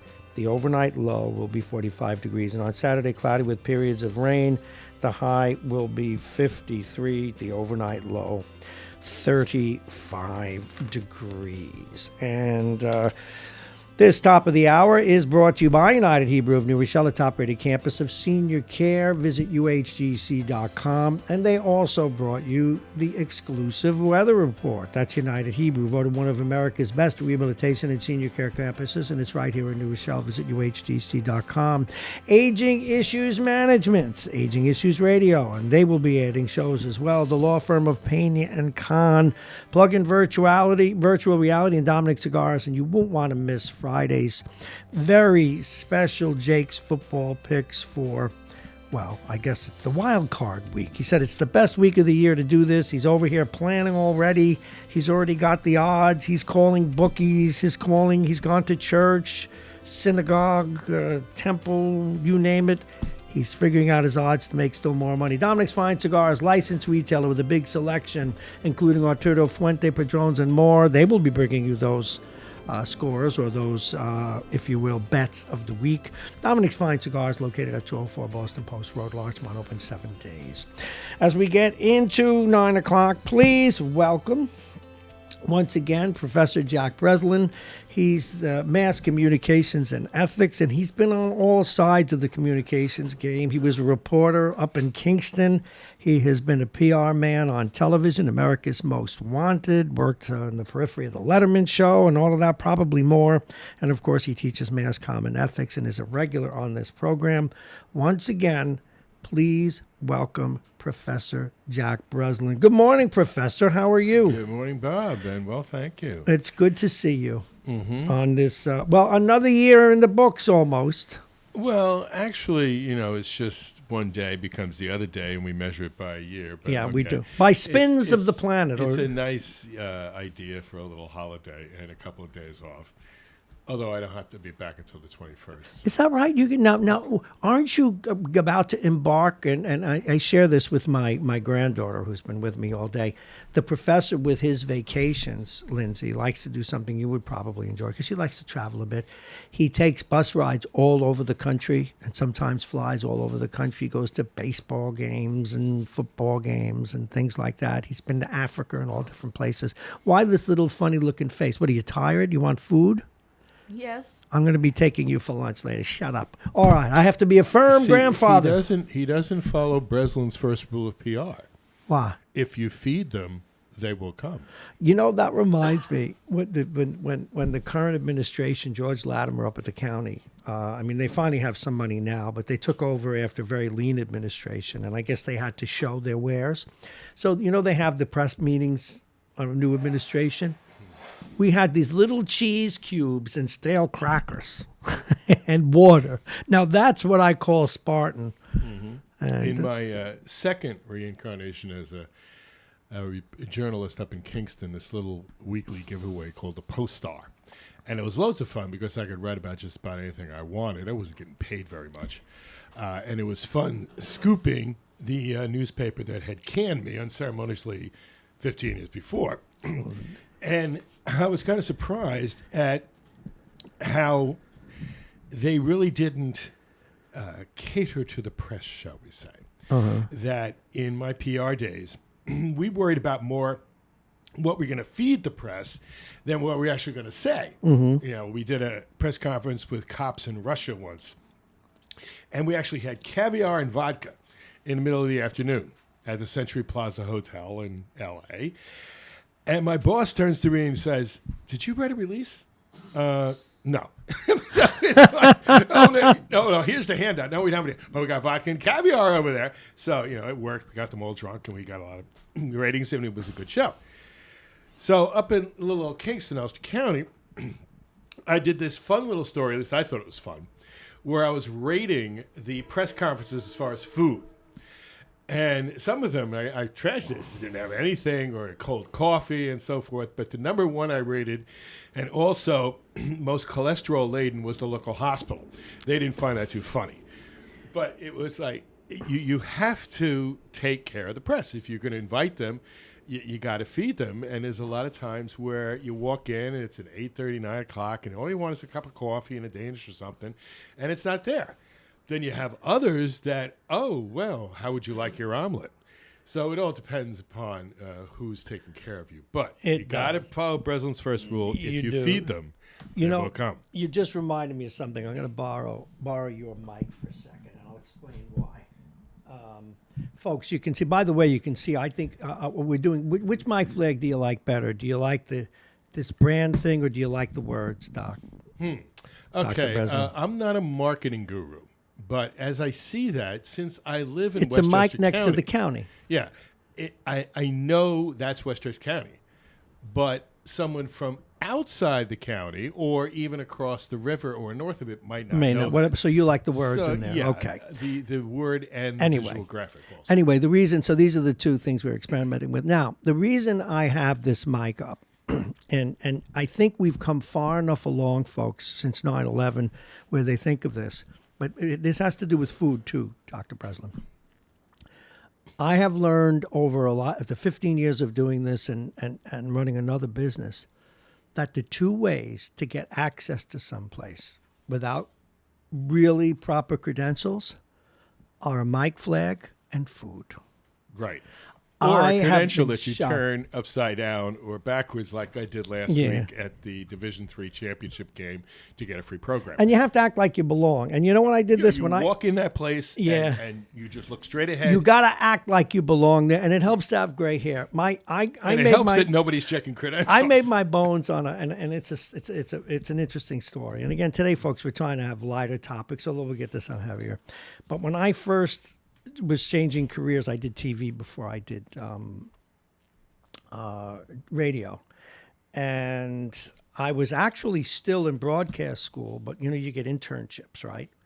And I was still working full time in another job, but we got a hot story. I'm on my way to class, And we had all the equipment because we've been covering stories. And I wasn't an on-air guy when I first started. I wanted to be a producer in radio, a producer or a writer. And I was with a guy who was an on-air guy. I wanted to be an on-air guy. We had the camera and everything, and we got lucky. On our way to school one morning, a barge blew up in something called the Great Kills in Staten Island. You know where all those gasoline tanks are between New Jersey and Staten Island. Blew up big time. And it blew up in this area called Charleston. That's like out on a little peninsula. And it was very hard to get to. So we call, and I'd been interning at New York One and their subsidiary 76 out there. And we called them up and we say, hey, we have a crew. We are 5 minutes from there, and we know how to sneak behind the lines because it was very hard to get through. Being a peninsula, they had already established a rail where the press couldn't get in. But we went over fences through 2 feet of snow. But when we got on the scene with the cops and the fire, they didn't know, most of them down there, that there was half a mile away, that there already was a line to keep the press out. So the mic flag, in addition to my gray hair, they thought I was some big official. And we got a scoop. And this is how my very first story in radio got 6 minutes on New York One. 6 minutes, because we covered it. And we got out with the evacuation crew. So what was so cool is here we are, two interns, okay, coming up this road in these Jeeps and cars that were evacuating us, seeing all the other people in the press, 2, 4, 7, 11. Boy, it was great. And they were all like, how did you guys get back there? And just acting the part. The other thing was I had a restaurant for a little while up in Yorktown. And a hospital would often order food. They eat too, doctors. Usually all the prerequisites, sign in, do this, show us why you're here. I got into the special doctor meeting room right outside the operations suite, delivering food. If you bring food or you bring a mic, you can walk anywhere. Do you think that's still true? You think it's a little better now? Well, I don't cover stories as I used to do. Right. But from what I gather, from what I did down in Texas to get a free program, just walking right into the press area with no credential, just looking like I knew what I was doing, and then saying thank you, and then going on my merry way, I could say that I could probably have sat down in one of those empty seats for the entire game. But why press your luck? But yeah, if you know what you're doing and you look like you know what you're doing, you can get a lot of access. You can, and it's an interesting thing. I think I learned that too when I was a speechwriter. What you learn is people who are used to, this is when I was in corporate America, people who are used to being, if you will, feted or tended to. If you walk in like you were sent there to, quote unquote, service them in some way, they let you go in. They just, this is just another minion that I must, deal with. So anyway, there's so much for that.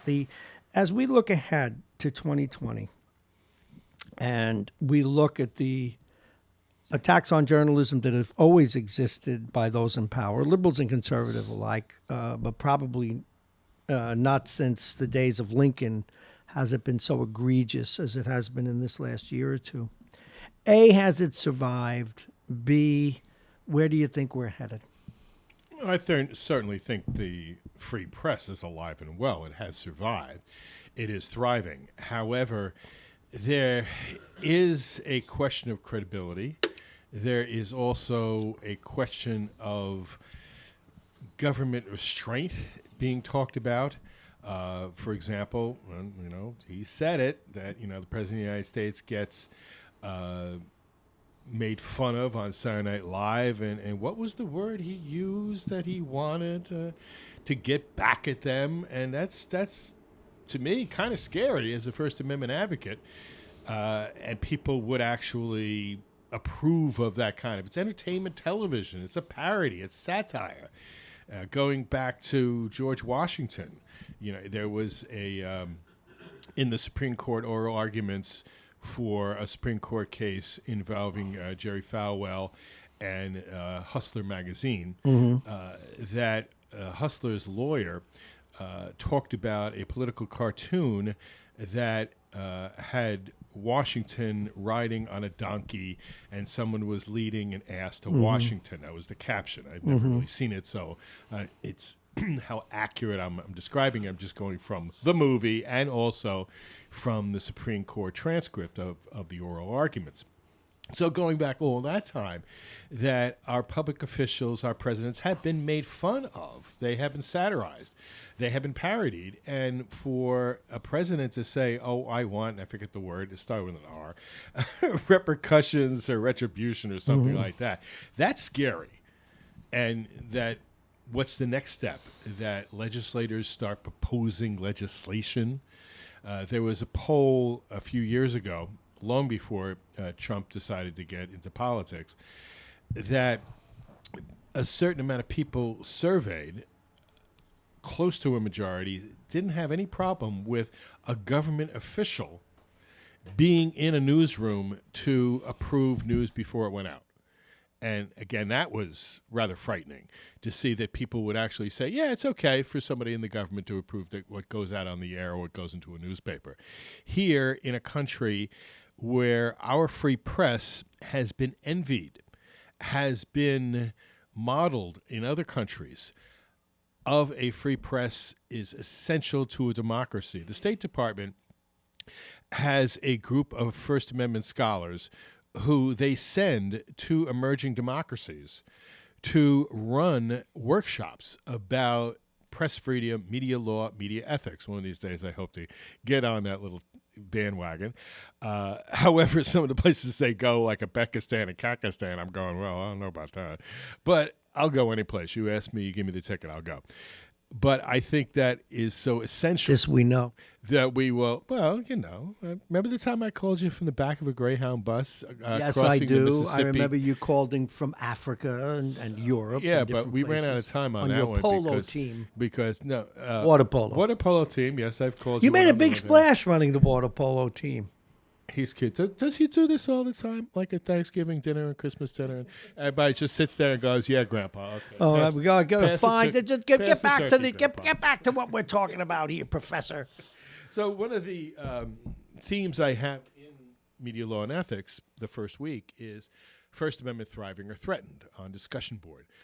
I asked them to, after we've discussed in class and showed both sides of the story, I asked them to look at the state of the health of the First Amendment today. The Freedom Forum does an annual survey called the State of the First Amendment, and it's interesting to see how over the years the various questions that they ask and the mood of the country, and a lot of it being influenced by events. So I'm sure that when the State of the Press survey comes out from the Freedom Forum this year, you will see a bias against the media because of some people's views of the impeachment process and of the media's view of it.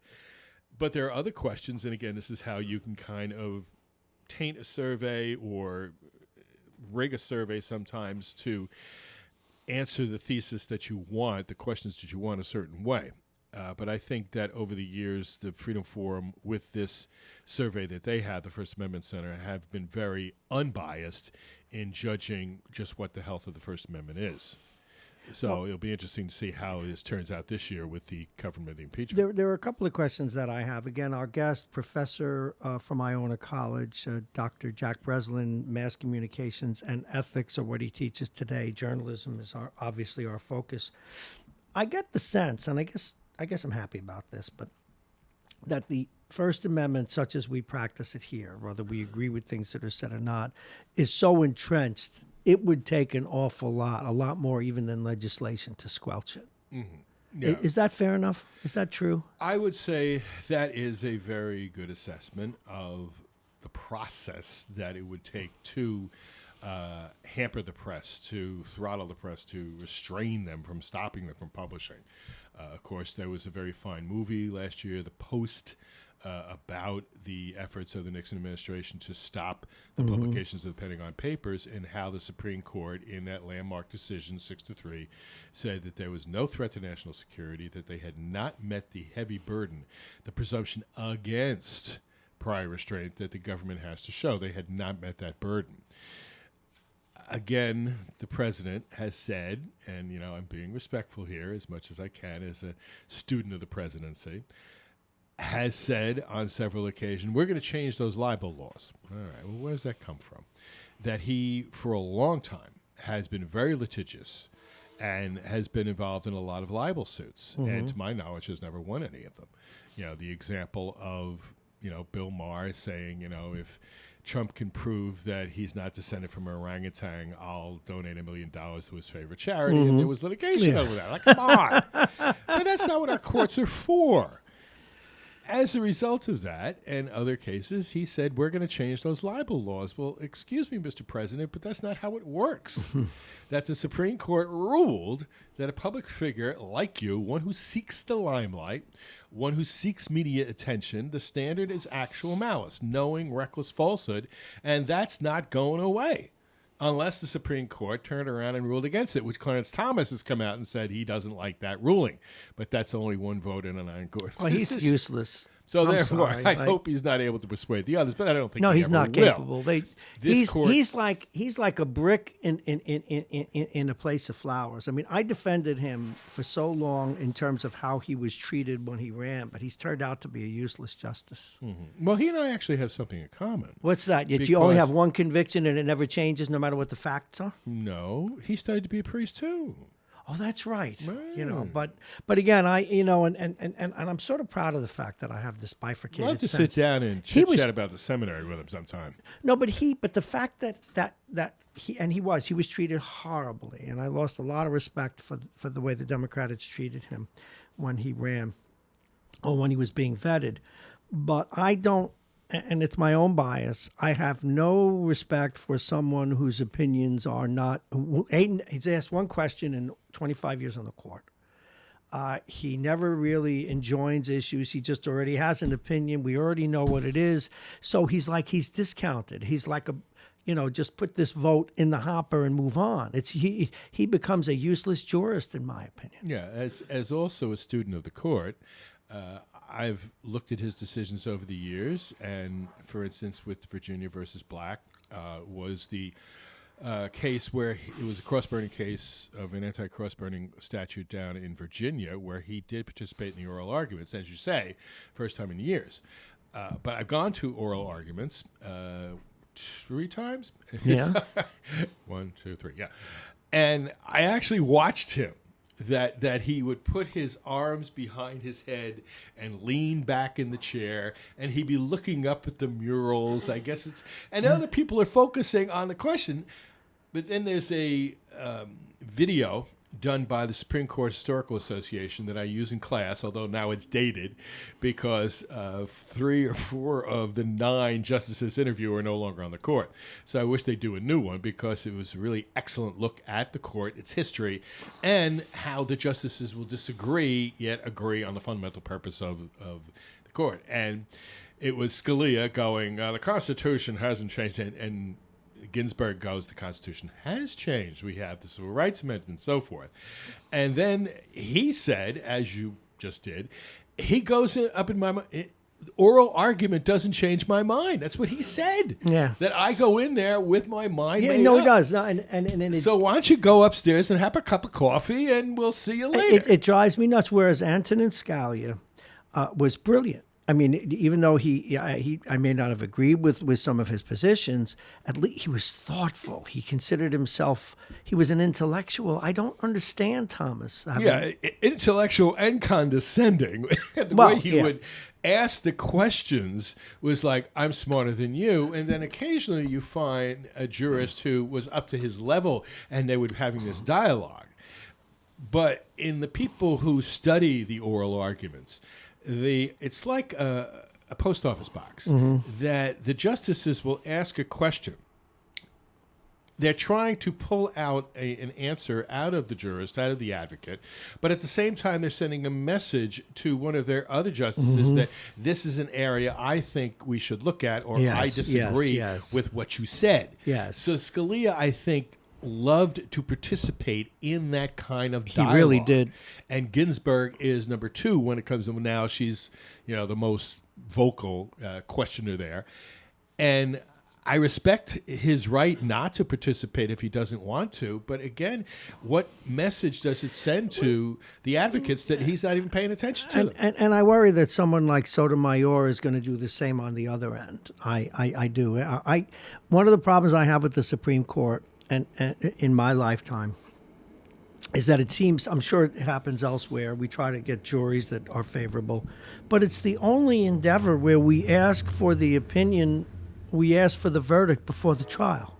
Right. And I just think that system should be changed. Yeah, there's a lot of times where after the oral argument, the news reports are trying to guess what the opinion is going to be, what the ruling is going to be based on the oral arguments.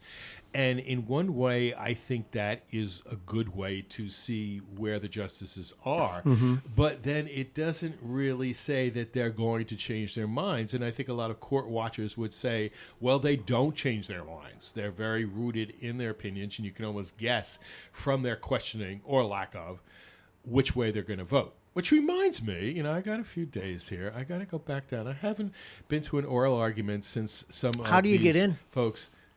You walk. Do they let you? I mean, but isn't? I thought it was a small courtroom. Yes, it is rather small. So what you do is they do 2 cases in the morning, 2 cases in the afternoon. Mm-hmm. So you get there nice and early and you stand on the steps.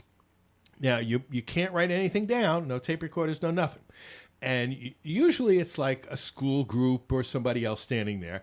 And when you're by yourself, it's a little easier to kind of nudge your way to the front of the line. And then when the guards see that you are somebody who's a little older and is interested in what's going on, they'll let you stay. That's nice. And so you're only allowed like 5-10 minutes in your seat, and then they move them out. But the two times, I lost count. Do they have a section for the press? Yes, but that's you have to have a credential and you have to be a regular Supreme Court reporter and so forth to be in that section. God, I would but love in the that 2 job. times that I have gone, I stayed the entire time. And the second time, it was an insurance case, health insurance. I had no idea what they were talking about. But watching the dialogue going back and forth, the gentleman who did the oral argument, probably getting something like, $1,200 an hour or something. Mm-hmm.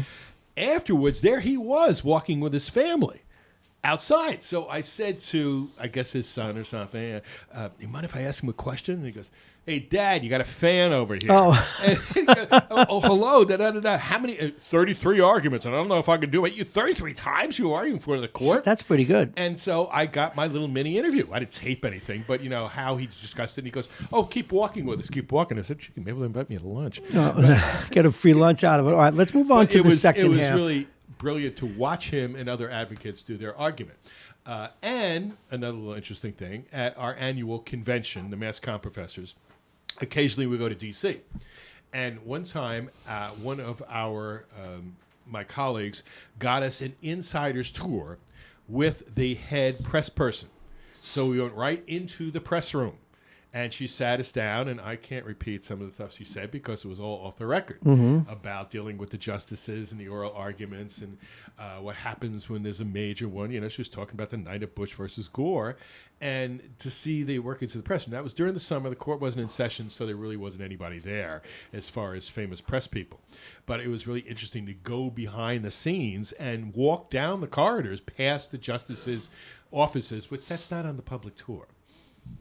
So it's interesting to see how, from a PR person's public information officer, that's what it would be termed. Because it's not, yes, it is public relations, it's media relations, but it's a different form. She's more giving information than she is trying to advocate for the court or an individual justice. Mm-hmm. Interesting. All right, let's go from one end of it, the noble end of what you do. And I'm not saying the other part is ignoble. But when we talk about free speech and we talk about PR and we talk about advertising, the rules are very different. How come, what is the nature of advertising that people have been able to get away with the kinds of outrageous claims they do, let's say with, well, for one thing, car dealerships. Another, though, more egregious is these different pills and supplements. Why is that so protected, or is it just a lack of enforcement? Well, interesting you say that, because in the levels of First Amendment protection, free speech, almost absolute for political speech. Very high First Amendment protection there. Okay, that's at the top of the pyramid. Knowing reckless That's why false we at can actual have. amount. That's why we can have Fox and MSNBC go Right. as far out as they go. Down the bottom, with fighting words or libel, imminent incitement to lawless action, threat to national security. That's down the bottom. There's no protection there. You can make a law preventing that. But in the middle, moderate protection is commercial speech, marketing, advertising, and public relations. Now, when you look at the history of commercial speech law, it started off with zero protection, that you could make any law restricting advertising because of the falsehood, the deception that had been in 19th century, mid-20th century advertising. But then gradually the court saw that there was another purpose to advertising. There was a value to it. It was essential to the free enterprise system. It provided information. It was educational. But what about what they're doing now, though? So, I mean, well, this stuff is no, ridiculous, no, Doc. okay, we're in class now. Let the professor finish here. So now you have First Amendment protection, even for moderate, not full, not as strong as political speech would have, moderate protection even for vice products, alcohol, tobacco, firearms, casino gambling, lottery tickets. There is freedom to advertise those under certain circumstances. That misleading or deceptive advertising, that's down the bottom too. That's not allowed. But they do then it all the how do you time. yes. How but- do you regulate it? So the Federal Trade Commission is supposed to monitor advertising. But how can you possibly do that? It comes from consumer complaints, that people will complain about certain advertisers, and then very rarely will you have a sanction or the order for corrective advertising. But you're right that today we do have a growing problem, but how can it be addressed? Now, an example would be for endorsements, testimonials on the web, on air. Does the celebrity actually use the product? Is the celebrity or the influencer being paid? See that is an area that the a FTC consumer, has doctor, been cracking down As on. a consumer, that doesn't bother me so much. What bothers me is I have never gone in all the years I bought a car based on an ad and had the ad be real. Okay, never. Not once. Not ever. Now, Okay. you'd be interested that in class, as a visual aid, which I got from the University of Minnesota law professor, I have hand puppets. I do, because in the advertising area, in commercial speech, the test of whether or not a law is, no, I have little paper bags. No, I know, but I can use my little hand puppets. It's called the Central Hudson Hi, test. Doc. Okay. That yeah. the Central Hudson test came as a result of a little bill stuffer that Central Hudson sent out during the energy crisis back during the Arab oil boycott, where the Public Utility Commission had said, you guys can't advertise at all, because if the public utilities advertise, people are going to waste gas and electricity. Whereas the purpose of the bill stuffer, the little leaflet inside, was no. We're not trying to sell gas and electric, even though that's our product. We are trying to help people get conserved. So the court came out with this 4-pronged test. And the first thing is, does the ad promote an illegal activity, or is it knowingly deceptive and misleading? And then what is the purpose behind the law? What is the substantial interest behind the law? Does it further the substantial interest, the law, or is there a fit? Does it advance the interest, or in some cases not? So, for example, tobacco advertising laws. Up in Massachusetts, they went and enhanced the federal laws about billboard advertising and point-of-purchase advertising because kids might see this and they might smoke too much. And the court actually knocked down this law restricting tobacco advertising. So here it has gone from that no protection at all to moderate protection even for vice products. But going back to your point, how do we monitor? How does the court, how does the Federal Trade Commission or the Food and Drug I have Administration, no idea. Bureau of Alcohol, how do they monitor? How do they publish? Let me suggest something. Wouldn't it be better, because I'm thinking back to my executive days now, to relegate that kind of regulation, even if the funding came from the federal government, to the states, where you could be closer to these kinds of things?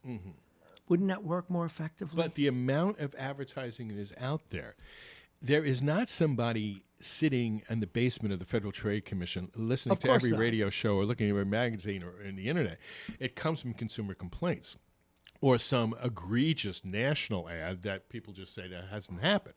But when you come down to it, in political advertising, where they say something that is wrong, well, the standard then would be actual malice. And there was a political candidate. Advertising, yeah, but we expect it in political advertising. Right. We expect the ads, the adverbs, and the. Do you know how I know? Like, there's this guy Gary Null. I'm sure you know who he is. He's been on radio for 1,000 years, and he sells these products. And he's actually very genuine at what he does. But one of the things I've learned is I count the number of adverbs and adjectives before each thing. For example, tissue regenerating, nerve innervating, fat reducing, brain improving, I don't know, calcium extract or bee testicle extract. And I know he's full of spit because of all the adjectives and all that bull spit. And it's interesting you say that because in the PowerPoint presentation, when I'm talking about this in class, I have some ads from the late 19th century, from Harper's Weekly and from Frank Leslie's Illustrated, that do the same exact thing. You know, Merilysser, palliative, purgative, and all that kind of stuff. That this problem existed then, and it still does. Now, back to political advertising, there was a political candidate who I brought to class one time who was talking about when he ran for a particular county office, and that his opponent, who did win, said that he had failed his bar exam, and he hadn't. So in class, I said, well, what would you have done? And, of course, one of my students raised his hand and goes, actual malice. I said, thank you very much. And, ooh, boy, you've trained them well. And he brought out the other point that your reputation then as a political candidate in the middle of a campaign 2 days before the election, oh, what's the matter? Can't you take it? Oh, you're not tough enough to, be this particular person. Yeah. So it hurts their image. So there he was in a political campaign that said something knowingly miraculously false. And he had the remedy, but he would have to show that it had an effect on the election, and that'd be very tough to prove. I have another item for you, but first let me remind people we're talking to Professor Jack Bresson, Mass Communications and Ethics at Iona College, professor there. One of the things that it's always amused me, and I know they're subject to different applications of the law, but every day we are subject through advertising, through ads, through even what papers are on newsstands, what food is available. We've all been profiled. They know how many teenagers my granddaughter's age buy this product or that product. However, profiling is not allowed when it comes to enforcing the law or looking for suspects. Yet we have all these great movies. The FBI has to profile to catch a serial killer. But because the law is as it is, and I'm not suggesting or in any way trying to take any energy away from the people who worry about profiling when it comes to race or whatever, but how accurate is profiling? And if it is, why do we not allow it in law enforcement? Well, it's an area that I'm not really an expert on. But you would know from the standpoint of advertising. I'm not an advertiser. Well, you're public relations, though. Right. There is more of a use of this that my colleagues who are actively doing public relations are engaged in, and a few firms that I help out with. I see the profiling and the I'm losing the word here for a second, how these are used. Demographics? Yeah, well, the demographics and the other word that I'm thinking of, that it does help target to get to the particular audience that you want, not necessarily through the paid media advertising, but also through the free media that you would get through public relations. And you are able then to target better the audience that you're looking for. So it's a help. But I do have privacy concerns about that. Yeah, you that should. How much do they know about us? Too much.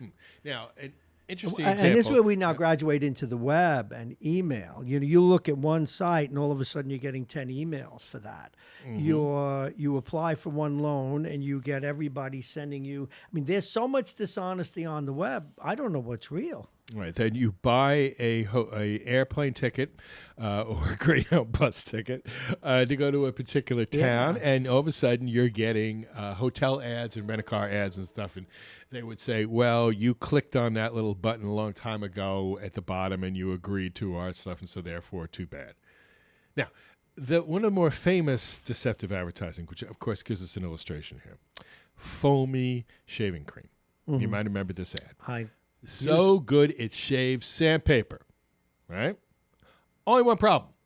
When they went to shoot the ad, and I'm not making this up. In fact, I have the black and white ad queued up that in class I use this. They put this, it looked like sandpaper. So they put the shaving cream on it and it shaves sandpaper. Well, the only problem when they try to do it, didn't work. Even the finest sandpaper they could find, they couldn't shave it. So what did they do? They got a piece of plexiglass, they sprinkled the sand on it, and they got it. That's not sandpaper. Right. FTC, no, you didn't do it. So what did they do? Oh, here's a coupon for a free can of foamy. So it really didn't hurt them at all, but they had to run a corrective ad that, no, we misled there. And that's really one of the classic examples of misleading and deceptive advertising. Let's bring up the rear now. Dated as it may be. On 945. Your students, and I'm not talking about their success of whom I love and and adore, adore, but their interests. And one day you'll be in journalism class, Lindsay, or media law and ethics. What is their genuine interest in free speech and what it means? Very strong. It is. That's good to hear. They see it as an essential part of our democracy.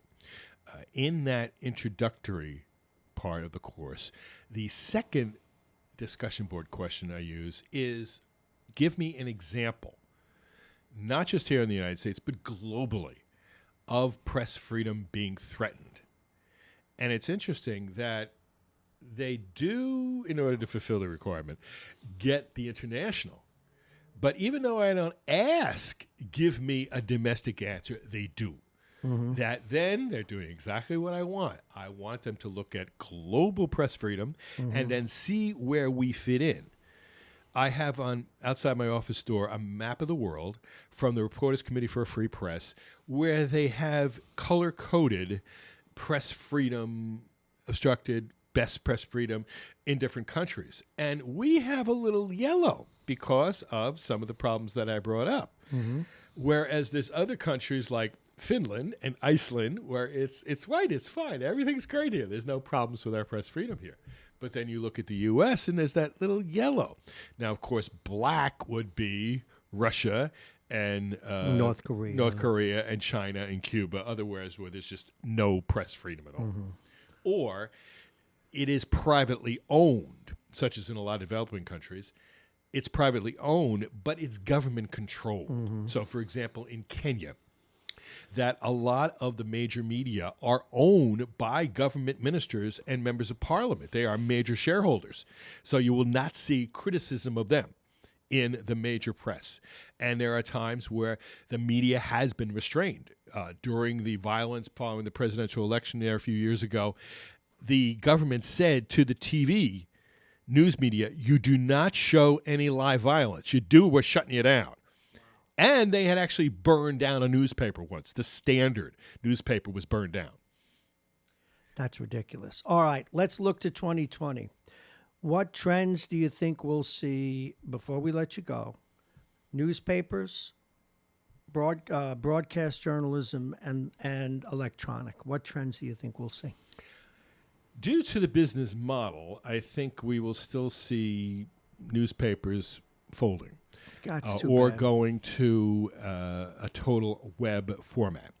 The role of the newspaper will not go away. It will become more digital.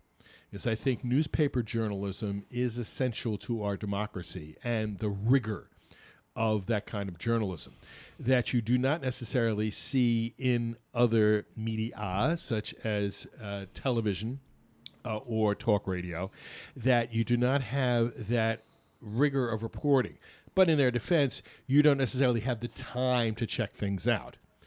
I see that as we come into a crisis, that will test our democracy, that the press will continue to play a major role.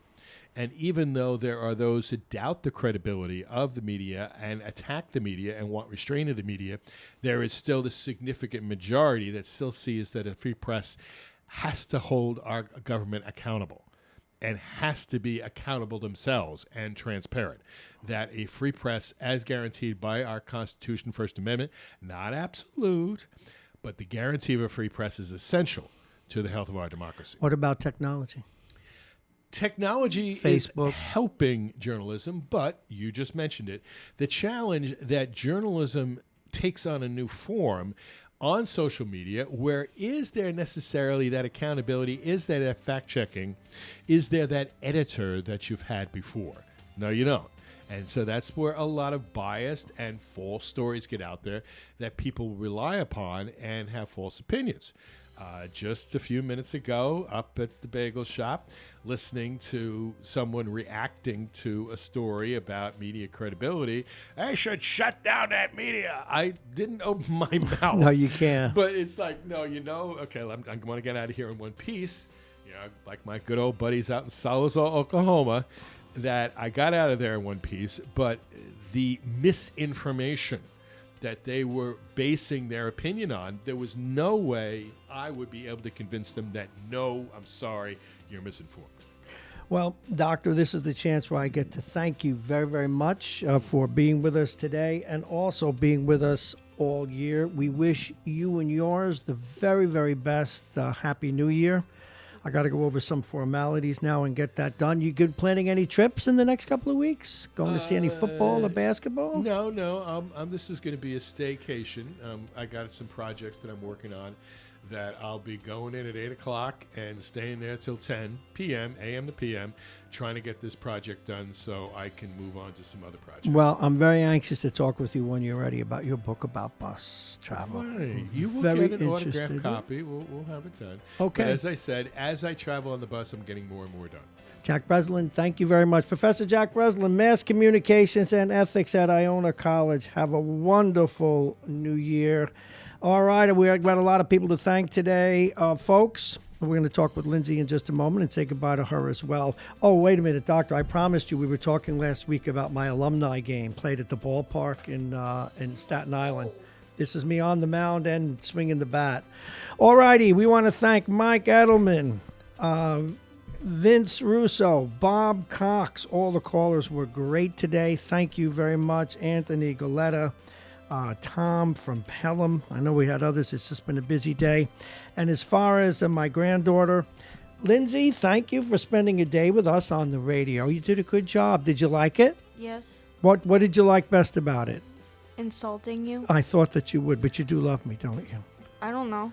Oh, well, thanks. As you can see, Lindsay Massaro loves me very much. Anyway, thank you very much for being in here today. Also, Jake Schaefer, thank you. I did a great job with his sports and other things, continues to work on it.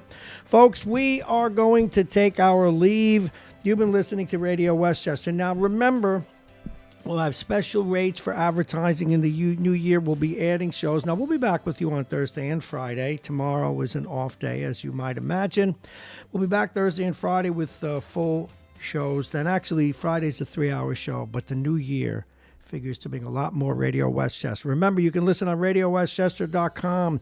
You can listen on MyTuner Radio. You can listen on iTunes. You can tell Alexa to go to MyTuner Radio and put on RadioWestchester.com. We're also live, as you can see, on Facebook, Instagram, Periscope, and YouTube. So much more to come in 2020. Thank you for watching. Thank you for listening. I'm Bob Marrone. One last look at the weather. It is 37 degrees. It's going to get to 47 today. Now, tonight, if you're going out to the ball drop in New York, get there early by late afternoon. Otherwise, it'll be very hard for you to get anywhere near any of the barriers that are there. But be sure to dress warm. It's going to get down to about freezing, and with the wind, it may be even colder than you think. Similarly, if you're going to White Plains, to the ball drop theirs ends early.